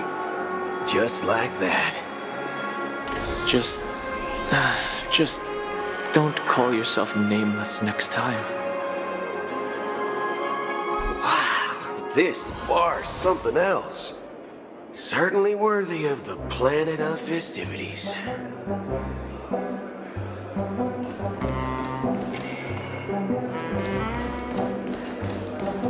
One Peach Soul Glad? Good evening, gentlemen. Hey, I have an order for a bottle of Hasdana's White Oak. Can you help us find it? Hasdana's White Oak? I think there might be a misunderstanding. We don't serve that here. Oh, no way. Are you sure you're not mistaken? If someone had reserved such a beverage, I would definitely remember it. It sells for hundreds of thousands of credits per bottle, after all. I couldn't afford to cover for such an item if it were broken or lost. That's strange. Well, could it be that the memo keeper couldn't afford it? Then what should we do now? Oh, no need to rush. Well, let's grab some drinks first. Maybe I arrived too early and he hasn't come yet. Now, let's see what kind of juice malts you all have here. Well, give me a glass of Heenum Valley, 40 years. I'll have it neat. No ice. Wow, that's the most expensive one on the list. You have a taste for the finer things. It's on the house, anyway. What can I get for you? Anything you recommend is fine. Then I would recommend today's special, Glass Village. It's classic Soul Glad mixed with Laboom juice. It's refreshing and suits your cool demeanor. Just 1 minute. Ah, this flavor. Dynamite barbecue with rocket fuel. Ooh, it really hits the spot. Truly the finest sherry cask-aged malt juice in the cosmos. Dynamite barbecue with rocket fuel. Is that really something that humans enjoy? Hey, this guy doesn't know anything at all. As long as you're satisfied, dear guests, please enjoy. Let's give the memo keeper another half system hour. If she doesn't show up, we'll need to come up with a new plan.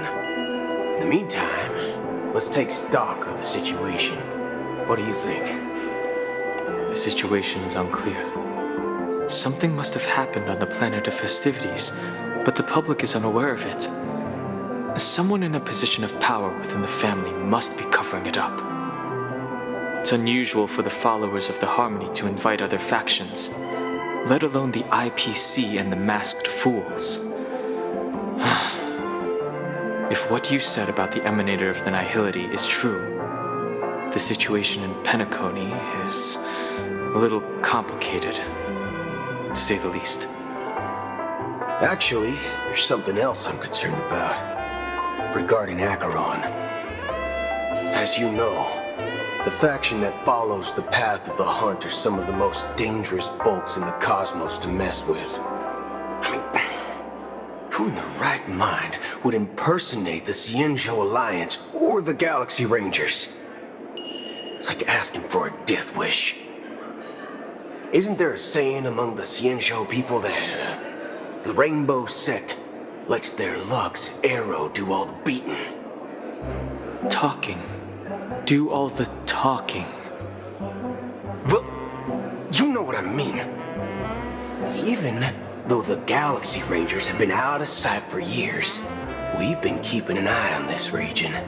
Even the dumbest criminals know better than to mess with the Annihilation Gang, much less the Rangers. But that Acheron lady, she doesn't seem like a lunatic at all. On the contrary, she's highly logical and organized. She knows exactly when to hold back and when to strike without mercy. And you believe that someone like her would have an ulterior motive for impersonating a Galaxy Ranger? I'm not entirely sure, but I do have my suspicions. Maybe she knows a Galaxy Ranger, or perhaps she's trying to lure us out for some reason, which I can't figure out. Anyway, what worries me more are the anomalies within the family. They've summoned followers from various paths for the festival. no matter how generous such a gesture is, this move seems highly unusual. Unless the invitations weren't sent by them. If that's the case, it's even more intriguing that the family insists on organizing the Charmony Festival, despite the chaos. Maybe it's Shipei the Harmony pulling the strings.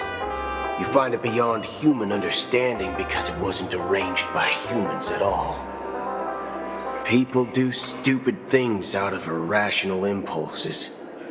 They abandon their principles when self-interest is involved. They believe in things they know they shouldn't, and fudge, they even break their own rules. But eons don't. They stick to their determined path and never turn back, even if they reach a dead end. You think Shipei's will is behind all this?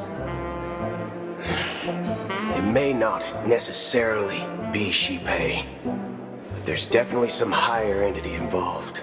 I know it may sound pessimistic, but if human free will were reliable, why would we even need Galaxy Rangers? It's much simpler when you boil it down to the eons and paths. Like how Lon always follows the path of the hunt, or how the Express stays true to the Trailblaze despite Akavili's disappearance. But in my opinion, Akavili's fall holds significance for the Nameless. Oh, so you're saying the Nameless now have to take responsibility for their own choices because their absolutely right leader is gone? Exactly. I believe the purpose of the journey isn't just about following a path that's always considered absolutely right. It's more about doing your best to choose the right path for yourself among countless possibilities, even with limited insight and judgment. I don't know what you've been through, but I agree that people must take responsibility for their choices, because no one else can do it for them. That's why the Galaxy Rangers need to uncover the imposter and figure out her true intentions. Just in case. I have a backup plan if the Memo Keeper doesn't show up. This is my final backup plan. I promise. You sure have a lot of cards up your sleeve. Well, going back to my old career would make things a lot easier. By the way, when you were walking around the hotel, did you happen to see any important-looking guests? What's your plan? It's simple. We just grab some hostages and use them as bargaining chips with the family. Or maybe we can even take their identities. No need for that. We'll return to the Express now. Wait, are you getting scared? Draw your weapon. Let's make a big scene. Are you leaving, esteemed guests? Would you like to cancel that Asdana's White Oak you just ordered? Huh? Asdana's White Oak? But didn't you just say... Ha ha! Looks like you are a bit intoxicated, esteemed guests. You ordered a bottle of Asdana's White Oak just a moment ago. Looks like your Memo Keeper friend has finally arrived. Oh, right. Sorry, my memory's not the best. You know, too many modifications and all. Anyway, let me check. Well, fork me. It says Donna's White Oak, all right. And there's a note. I'll be waiting for you on the Astral Express. No mistake. That's her message to you. She knew the hotel wasn't safe, so she suggested we find another place. Well, looks like we took a detour, but now it's back to the Astral Express. So, what are we waiting for? Let's go.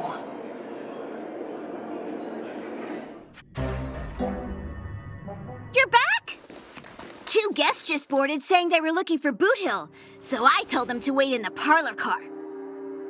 Oh, just in time. 2 guests? Yeah, or 2. Look, we welcome all passengers on the Astral Express, but sneaking in like that, you have no regard for etiquette. My apologies, conductor. It was an oversight on my part. I assumed you were already acquainted with the garden. Given the chaotic situation in Penacony, the Nameless are the only ones we can truly trust right now. You are the memo keeper. Pleased to meet you, Dan Hung. I've seen you in others' memories. And as for Boot Hill, this is our first face-to-face meeting. I hope you enjoyed that bottle of Astana's White Oak. You sure have a refined taste. Finally, Memo Keeper. Well, let's cut to the chase. Spill everything you know. That's precisely what I intend to do. But before that, please allow me to introduce myself. My name is Black Swan, and I serve the Garden of Recollection as a memo keeper. As for Acheron's story, I'm sure she knows it better than I do. Greetings. I'm Acheron. What? You Garden of Recollection shirtbag! You betrayed me! I apologize, but she did that at my request. Due to certain reasons, I have been exiled by the family. Thankfully, this memo keeper came to my aid and helped me escape their surveillance unnoticed. To be honest, it was more like stalking than helping. And the process was far from unnoticed. But we did escape. I asked her to guide me to a place beyond the family's reach and to contact a few trustworthy individuals, namely all of you. Trustworthy? Son of a nice lady, you think I'm dumb or something? How about this? I'll put a few bullet holes in your head and see what secrets spill out. Then, we can talk about trust. It doesn't have to be like that. I'm willing to answer all your questions, but not right now. If my cover hadn't been blown, we might have had more time, but at the moment, we don't have any other options.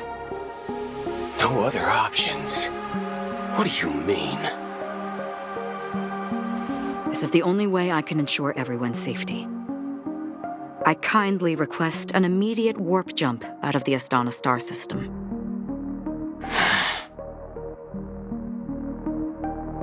This passenger is requesting... As far as I can tell, she's not a threat and seems to be telling the truth. I've briefly traveled with your companions and know their whereabouts, Dan Hung.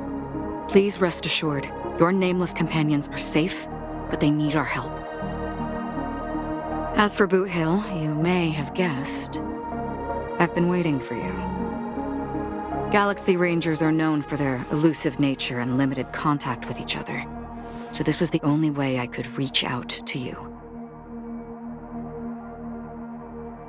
Only by doing this can I find a true Galaxy Ranger and fulfill a long-standing promise.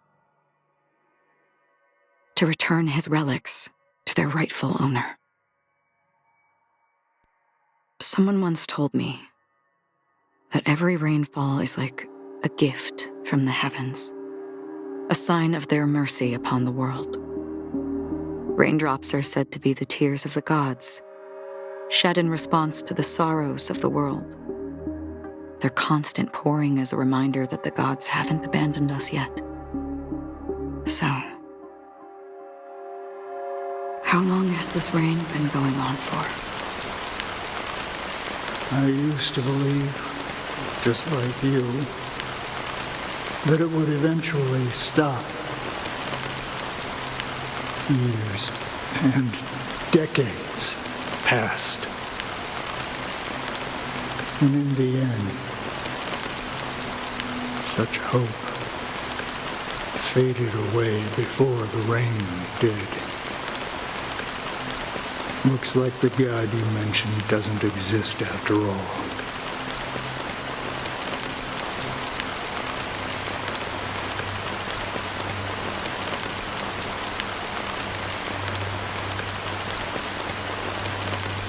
Well,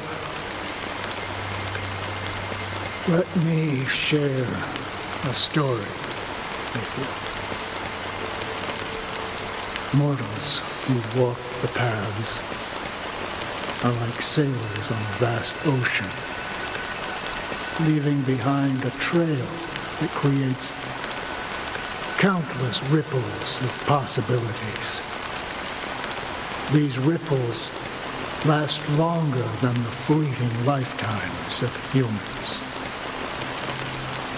And for some, their presence leaves such a strong mark that it's reflected in the waves. Like those shadows on the ocean. Sin-thirsters, the obsessions of the Pathstriders, they emerge from the depths of IX, seeing themselves as masters of their own destiny, unknowingly repeating the actions of their past lives. They emerge from the nihility and head toward it, leading purposeless lives.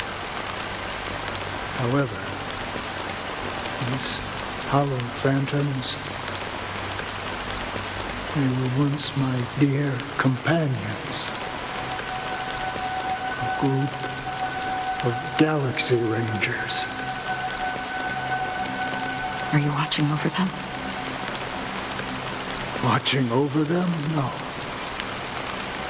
I'm guiding them toward transcendence. It was a brutal war. A crusade that shook the universe. The universe witnessed the fall of Zulo, the Lord Ravager, but it came at a price. A price so hefty that only those who were there still remember. The unwavering determination of the Hunt followers persists even in death. So someone must guide these lost souls to their life beyond. They were heroes in their time, and they shouldn't be reduced to mere puppets of nihility. As for me, I've suffered too many losses on that battlefield to advance any further. And that makes me the most fitting person to carry out this task.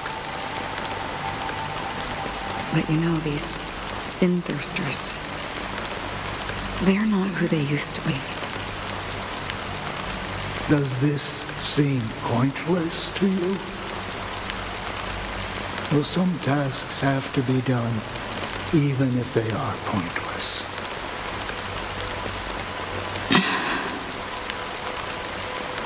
I can help you. For what? For the meaning of the nihility. That's what I've been seeking. I see. After all, this realm is off limits to ordinary souls, right? Thank you, stranger. I wish that you find what you seek. Before we part ways, I have one more question. It is true that their actions and even their entire lives may seem pointless from our perspective. But if, and it's just an if this is what the departed ones expected, should we try to change it? A good question.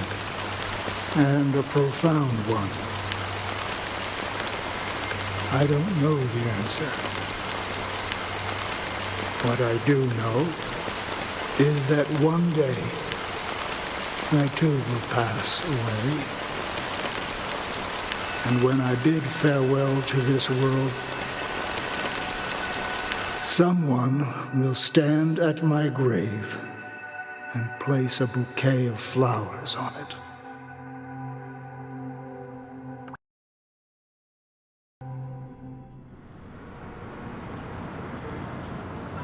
When I appeared as a child, my speech, mindset, and soul reflected immaturity and innocence. As I grew into adulthood, I left behind my childlike side.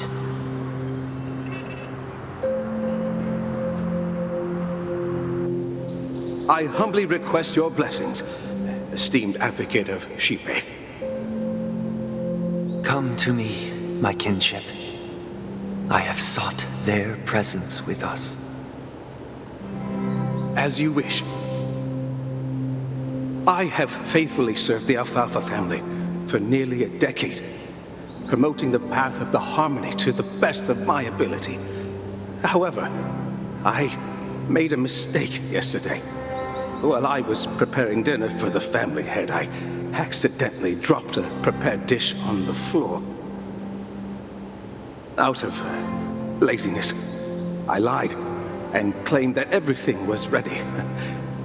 Although the head has dismissed me as punishment, it has been tough to sleep with the guilt still gnawing at me, as I worried that the seeds of evilness may have taken root in my soul. So, I confess to you now to seek atonement for my sins. Do you sincerely repent and vow to change your ways? Yes. Have you examined your soul and confessed all your sins? Yes. Are you willing to accept the process of atonement? Yes. Very well. Show your dedication and goodwill to the family, and you shall be reinstated among them. Now, please, leave in peace. Oh, praise Shipe. And thank you, esteemed advocate. Next, please step forward. I wholeheartedly confess to you. Please, pardon my sins. Rest assured, I have implored their presence to be with us. As long as you are sincere, absolution will be granted. Oh, great. You know, I arrived in Penacony as a stowaway. I sold everything to get a ticket. My house, my land, and my 2 children. I see. Please, go on. My children were starving, and I hoped they'd have a chance at survival if they became slaves here. If I can strike it rich here, I'll lift them out of that situation and give them the life they deserve. But the Bloodhound family got wind of it. They're on my tail, hunting me down. I thought I could bring my kids here. It was all my fault. All my fault. The family is ready to forgive all sinners. I'll ask the Bloodhound family to cease their pursuit. You don't need to live in fear anymore. Oh, thank you. Thank you. I'll work my hardest to redeem my children and make them part of the family. Praise the harmony! Next, please step forward. Hey, long time no see, Mr. Sunday.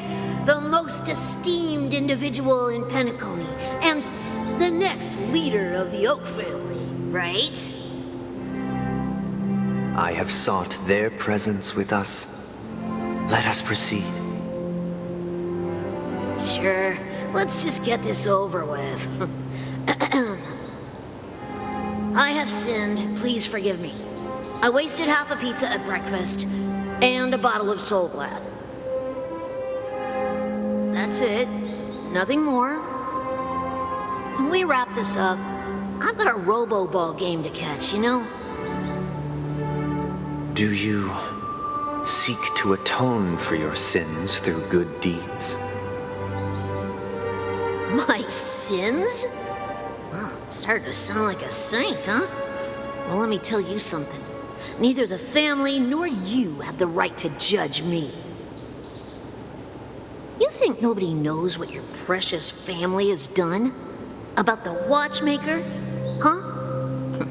Don't kid yourself, Featherbrain. Those dream chasers might be fooled by your act, but don't fool yourself. Before you start spouting off your holy verses, answer me this. Where does the power of the Oak family come from? And your power? What makes you think you can sit there all high and mighty, looking down on everyone else? Well, I've spent enough time in confession today to enter the Harmony's paradise, right? Then I'll take my leave. Good luck with your election, and, don't make me regret my investments in you.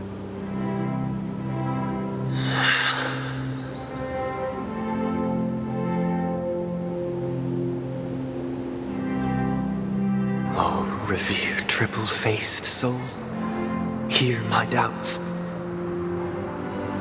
Who can judge the strong when their power hides their crimes? Who can vouch for the weak when they will pay any price to survive? Who can comfort the purest souls when even they get led astray? If the strong defending the weak is truly the foundation of paradise, then who is responsible for the suffering and anguish in this wretched world?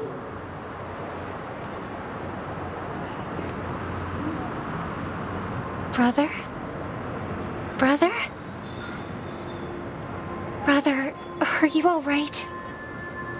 I'm fine. I've been working long hours, and I just made a trip to Dreamflux Reef and back. So I'm a bit out of sorts. But it'll all be over before we know it. You've been working non-stop on the Charmony Festival, Mr. Sunday, and no one could have predicted this incident. Even if the Stellaron does pose a grave threat, I still feel sorry for all the trouble we've caused you. No need to worry about troubling anyone. The Charmony Festival was meant to spread joy and harmony across the cosmos. But now that we know the truth, I'm afraid we'll have to cancel it. It has always been our wish to make everyone happy, so we'll do our best to explain everything to the Dream Master. I'm sure he'll understand. Even if the negotiation does not go smoothly, I'll refuse to go on stage. Without the Chordmaster, the Harmonious Choir would not arrive, and the Charmony Festival would be just a grand performance, and nothing more. I'm relieved to see your determination. You know, since arriving in Penacony, we haven't had any contact with this Dream Master himself. I'd heard of the heads of the 5 major lineages, but the Dream Master is a mystery to me. The Dream Master rarely grants an audience, even for us. But, given the urgency of the situation, He's agreed to meet us in person. Perhaps you'll be the first guest to meet the Dream Master in years, Mr. Yang. Let's hope we can reach a consensus that satisfies everyone. Indeed. Let us hope so. It's about time. We'll have to get ready for the meeting. I apologize for any inconvenience caused by the urgency. Don't worry. I'll be waiting here. Dear, it's Mr. Sunday! Hey, come over here! Looks like someone needs help. Let's go check it out.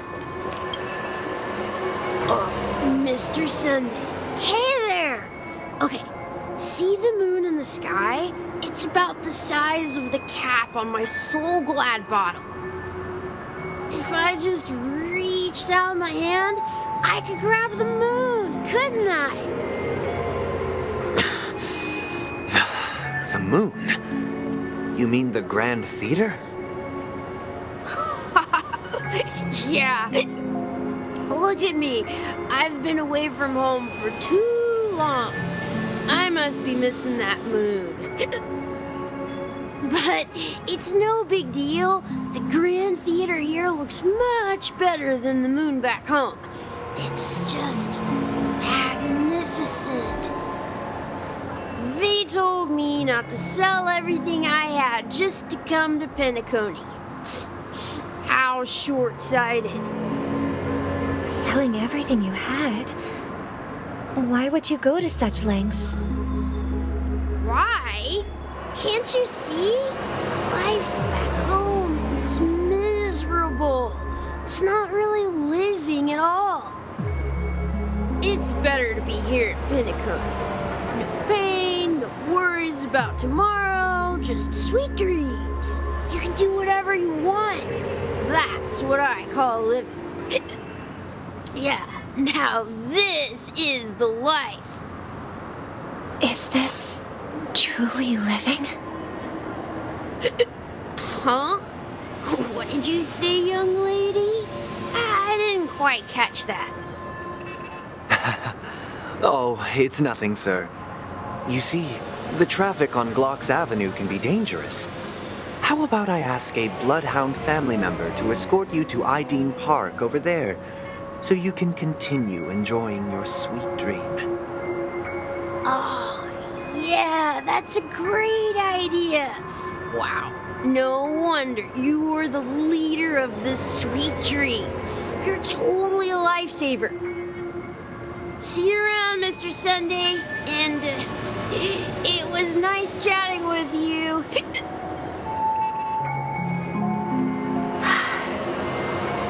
What's up, sister? This is the land of the dreams. But why do they live like this? The man we ran into, he doesn't seem happy at all. Even though sweet dreams are nice, they're just illusions. But for him, they're the only way to survive, even if it means giving up on reality. That's not really living at all. I suppose you have a point. But, in my opinion, that's how most people live their lives. Why do you say that? You think that man is not actually living, but that's not quite accurate. Even without Penacony, people create their own illusions called self-value. People believe they have a predetermined value to fulfill. Gaining value means gaining power, and those deemed worthless are seen as the weak. However, value doesn't come out of thin air, and there's a limit to it. To accumulate value, people have to take from others. So, the weak get exploited and oppressed. Are you suggesting that this is not how things should be? Exactly. But, ironically, people don't think there's anything wrong with it, because they uphold the illusory notion of self-value, and even the weak believe in it. the survival of the fittest. That's where all the tragedies in the world come from. People come to the sweet dream in Penacony to escape from that reality and find solace. No tragedies exist here, only happiness, although in its nascent form. Isn't that the same paradise we yearn for in our dreams? Perhaps that man is just an exception. Let's not jump to conclusions. We should experience the dreamscape ourselves, just as I did at Dreamflux Reef. Yes, seeing is believing. I'll accompany you. The Dream Master hasn't shown up yet, so we have some time for a stroll.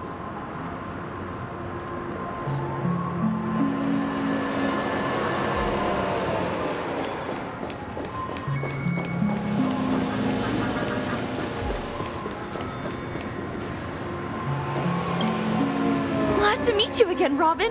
How are the preparations for the Charmony Festival coming along? We're all so excited about it. It's going smoothly.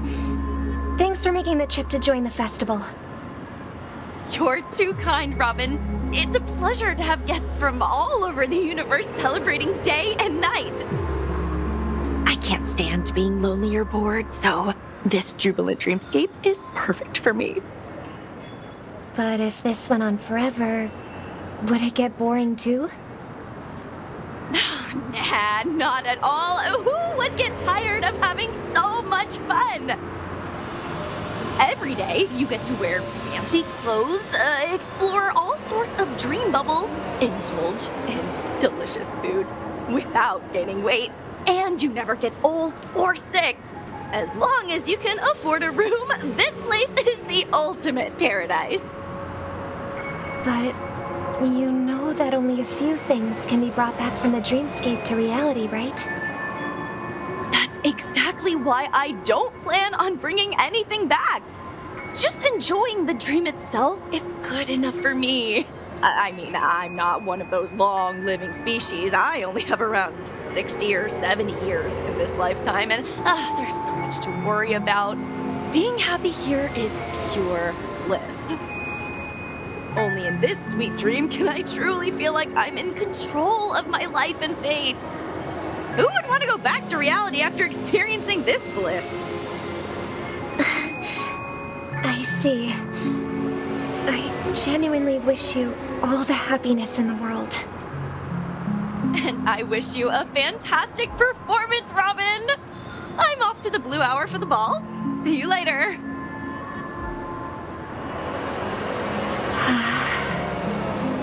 Seems like that guest's perspective didn't resonate with you either. She had a valid point, and I could sense her genuine happiness. It's just that... What you're trying to say is, she thinks she's in control of her life, but in reality, she's just escaping from reality and seeking solace in this sweet dream. Once she steps out of this sanctuary, everything will be lost. Well, she did make mention of being able to afford a room, didn't she? However, the paradise in our dreams, it doesn't have to end. No, and the paradise we yearn for shouldn't be just a fleeting dream either.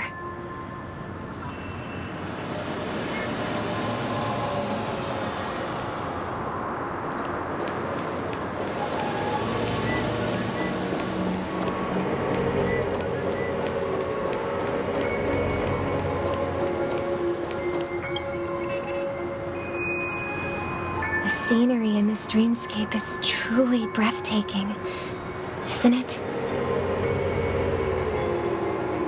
Oh, Robin. Can't believe I'm meeting you in person here. What an honor. You're right. Even though time stands still in this dreamscape, it always feels fresh. I find something new every time. A philosophical mind. I hope I'm not intruding. Oh, not at all. No. With little time left, I yearn for meaningful conversations, especially with someone as esteemed as you. Do you mind if we chat? It's my pleasure. No need to be formal. Just speak your mind. You said, with little time left. Please, forgive me for being blunt. But is that why you came to Penacony? Yeah. I was part of a war, and while escaping from the Sarkosian mothership, I got exposed to some radioactive materials. And then, all my comrades died, and my hometown was wiped out by neutron bombardments. I couldn't bear to live. Everything I knew gone. That's when I heard about a possible solution here, so I came. How heart-wrenching. I hope the family has been able to help you. They have, and I'm truly grateful for that. They provided me with a comfortable room, the most advanced life support devices in the cosmos, and a stellar team of caregivers. My physical body is now in the dream pool, sustained by life support. The me you see here is whole, rational, and no different from any other person. But I can't say the same for the me in the hotel room. My true appearance. Yeah. I hope you never have to witness it, Robin. So, you'll be living forever in this dreamscape, right? Just being able to live at all is good enough for me. Whether it's in this dreamscape or not, well, I don't really have much say in the matter. My world has been torn apart, and my life could end any second. So, even if this whole place is an illusion, it's still my paradise. And I'll treasure every moment I spend here. How I envy those everlasting things. That old man's story. It's so tragic. Fortunately, this sweet dream gives him joyful memories to hold on to for the rest of his life. That's precisely why this sweet dream in Penacony exists. However, even this sweet dream has its limitations. While it provides solace to the disillusioned, it can't completely eliminate pain in reality. There will be a way out. Penacony is already on the right track.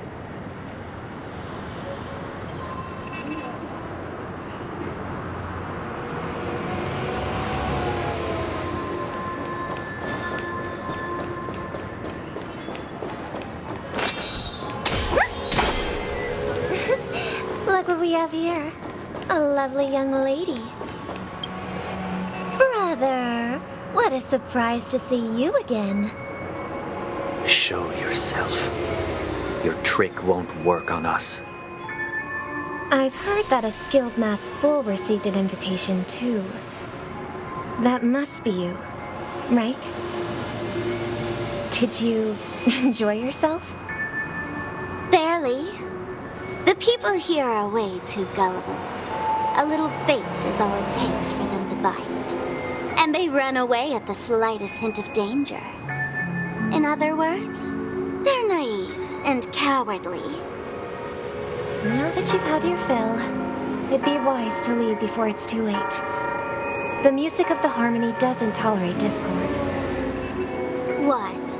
Now that you have the real Robin, I'm useless? Oh, how disheartening. I've done so much for the family. You should be thanking me, because if it weren't for me cleaning up this mess, Penacony would still be in shambles. Don't you think? That was a personal request from the head of the Iris family, and it has nothing to do with us.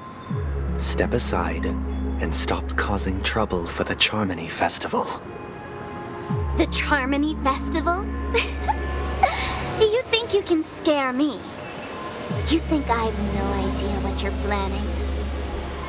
I don't care what you're thinking, Chicken Wing Boy. But I'm pretty sure our lovely Robin won't be appearing on stage. After all, you're well aware of what a sorry state this dreamscape is in under the banner of harmony. Penacony, the land of the dreams. Is this truly the paradise you desire? Stop it. What's the rush, Chicken Wing Boy? Did I get to you? Our paradise is none of your concern, masked fool. Leave now, or the family won't tolerate you anymore. All right. I'll go. But Robin, I suggest you seriously consider this. Do you really believe those living in dreams can escape pain and find true happiness? Well, I've done my part, and now I'm simply waiting for the fireworks to begin. Here, the last 2 gifts for both of you. And don't lose them. If by some unfortunate chance the Charmony Festival starts against all odds, remember to use them during the show. And it'll be thrilling. Bang! I heard a raven cawing in the distance. It seems the Dream Master will arrive soon.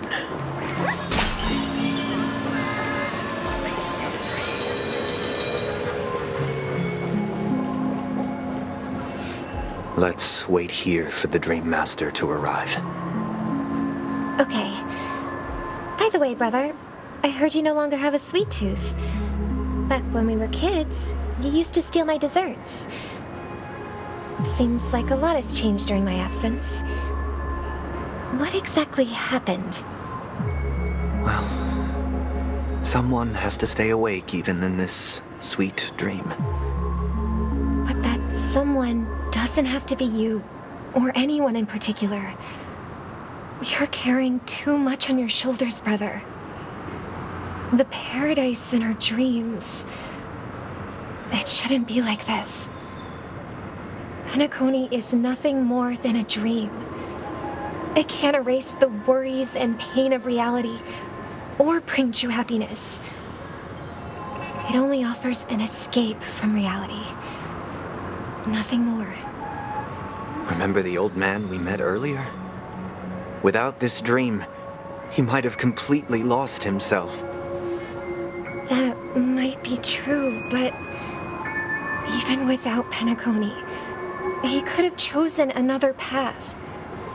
As far as I know, the Intelligentsia Guild has been promoting their rehabilitation techniques for a long time now. That path may have been more ordinary and challenging, but now he is receiving hospice care in a comatose state, and his fate is sealed. Is Penacony granting these people a future? Or is it taking it away from them? Well, don't forget this. Not everyone really has a future. The future for humanity is like the sky for birds. People mistakenly believe that flight is inherent to birds because they've never witnessed those birds crashing to their death. Do you remember how we took in that little Charmony dove when we were young? Yeah. We took care of it. Provided food and water, groomed its feathers. And later, when I decided to leave Penacony, I opened the cage and set it free. Well, I didn't mention what happened to it in my letters because I didn't want to upset you. Shortly after you left, it crashed to its death right in front of your window. I had surmised as much. I knew you wouldn't have avoided mentioning the bird for no reason. Despite that unfortunate outcome, I still believe it was the right decision. Birds aren't meant to spend their lives in cages. They belong in the sky, even if they can't fly. But here's the thing. If there are birds in this world that can never fly, can we really assert that they belong in the sky? Are you implying that the same goes for humans too?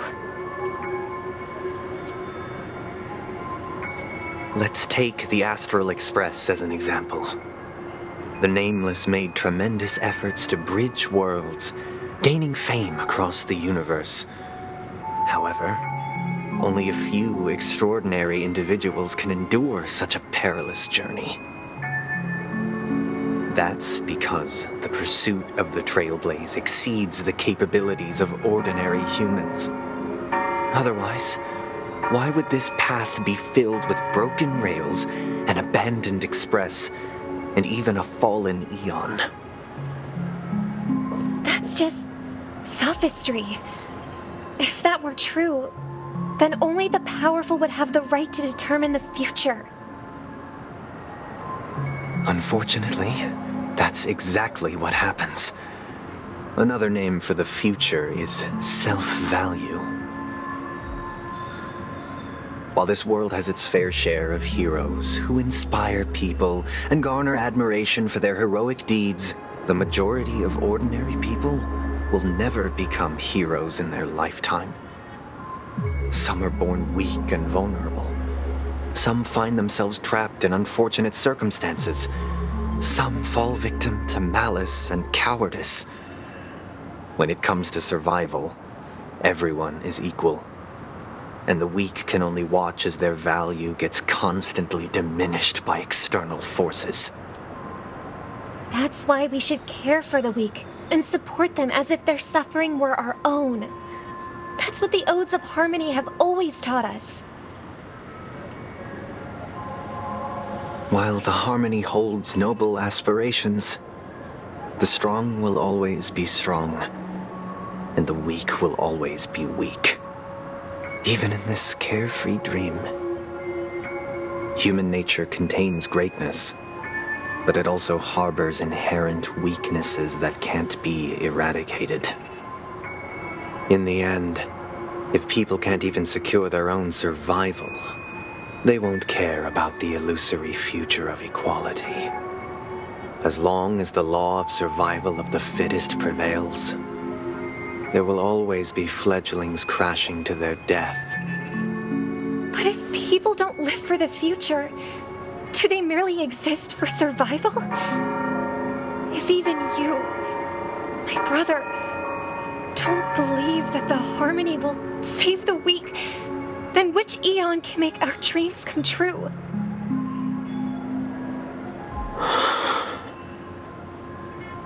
People often forget that when the first bird took flight, the entire world envisioned a future where no more fledglings would ever crash to their death. Are you reading, sister? What are you reading? Mr. Gopherwood gave me a picture book. It's about the story of the harmonic strings. If I could become a chord master, I'd like to summon Dominicus, the harmonious choir. I want to sing with everyone and spread our wishes so that all can feel happiness and joy. I see. Then I would summon the harmonious choir too. Don't you have a wish of your own, brother? Of course I do. It's just that it includes your wish and everyone else's. I long for a true paradise where everyone can find peace. Then let's build a stage there and invite everyone to our performance so that both our wishes come true through the power of the harmonious choir. It's a deal then. Yeah, it's a deal. But how can I become a chord master?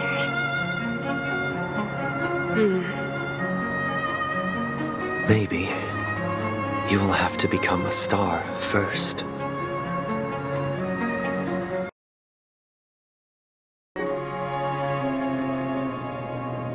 You're back sooner than I thought.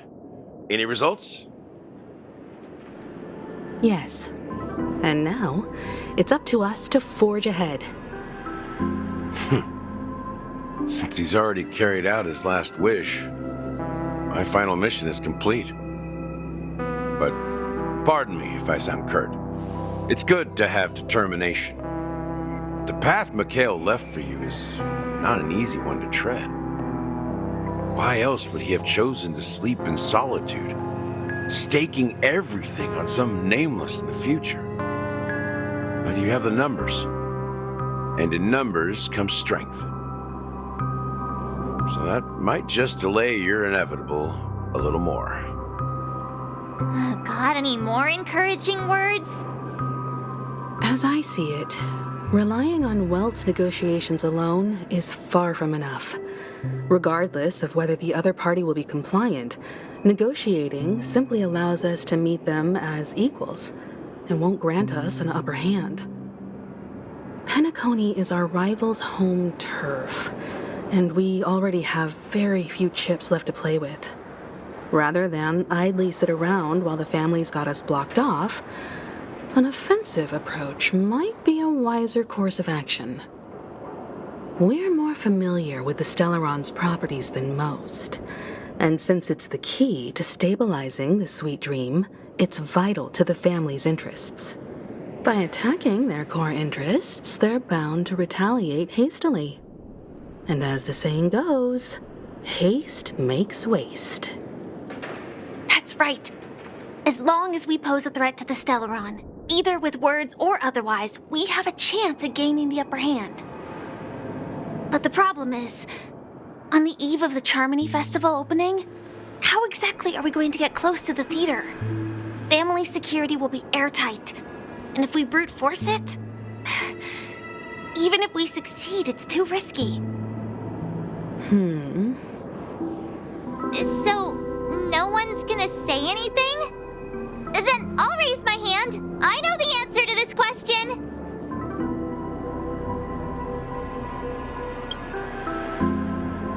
The Express crew would have been disbanded long ago if it weren't for me.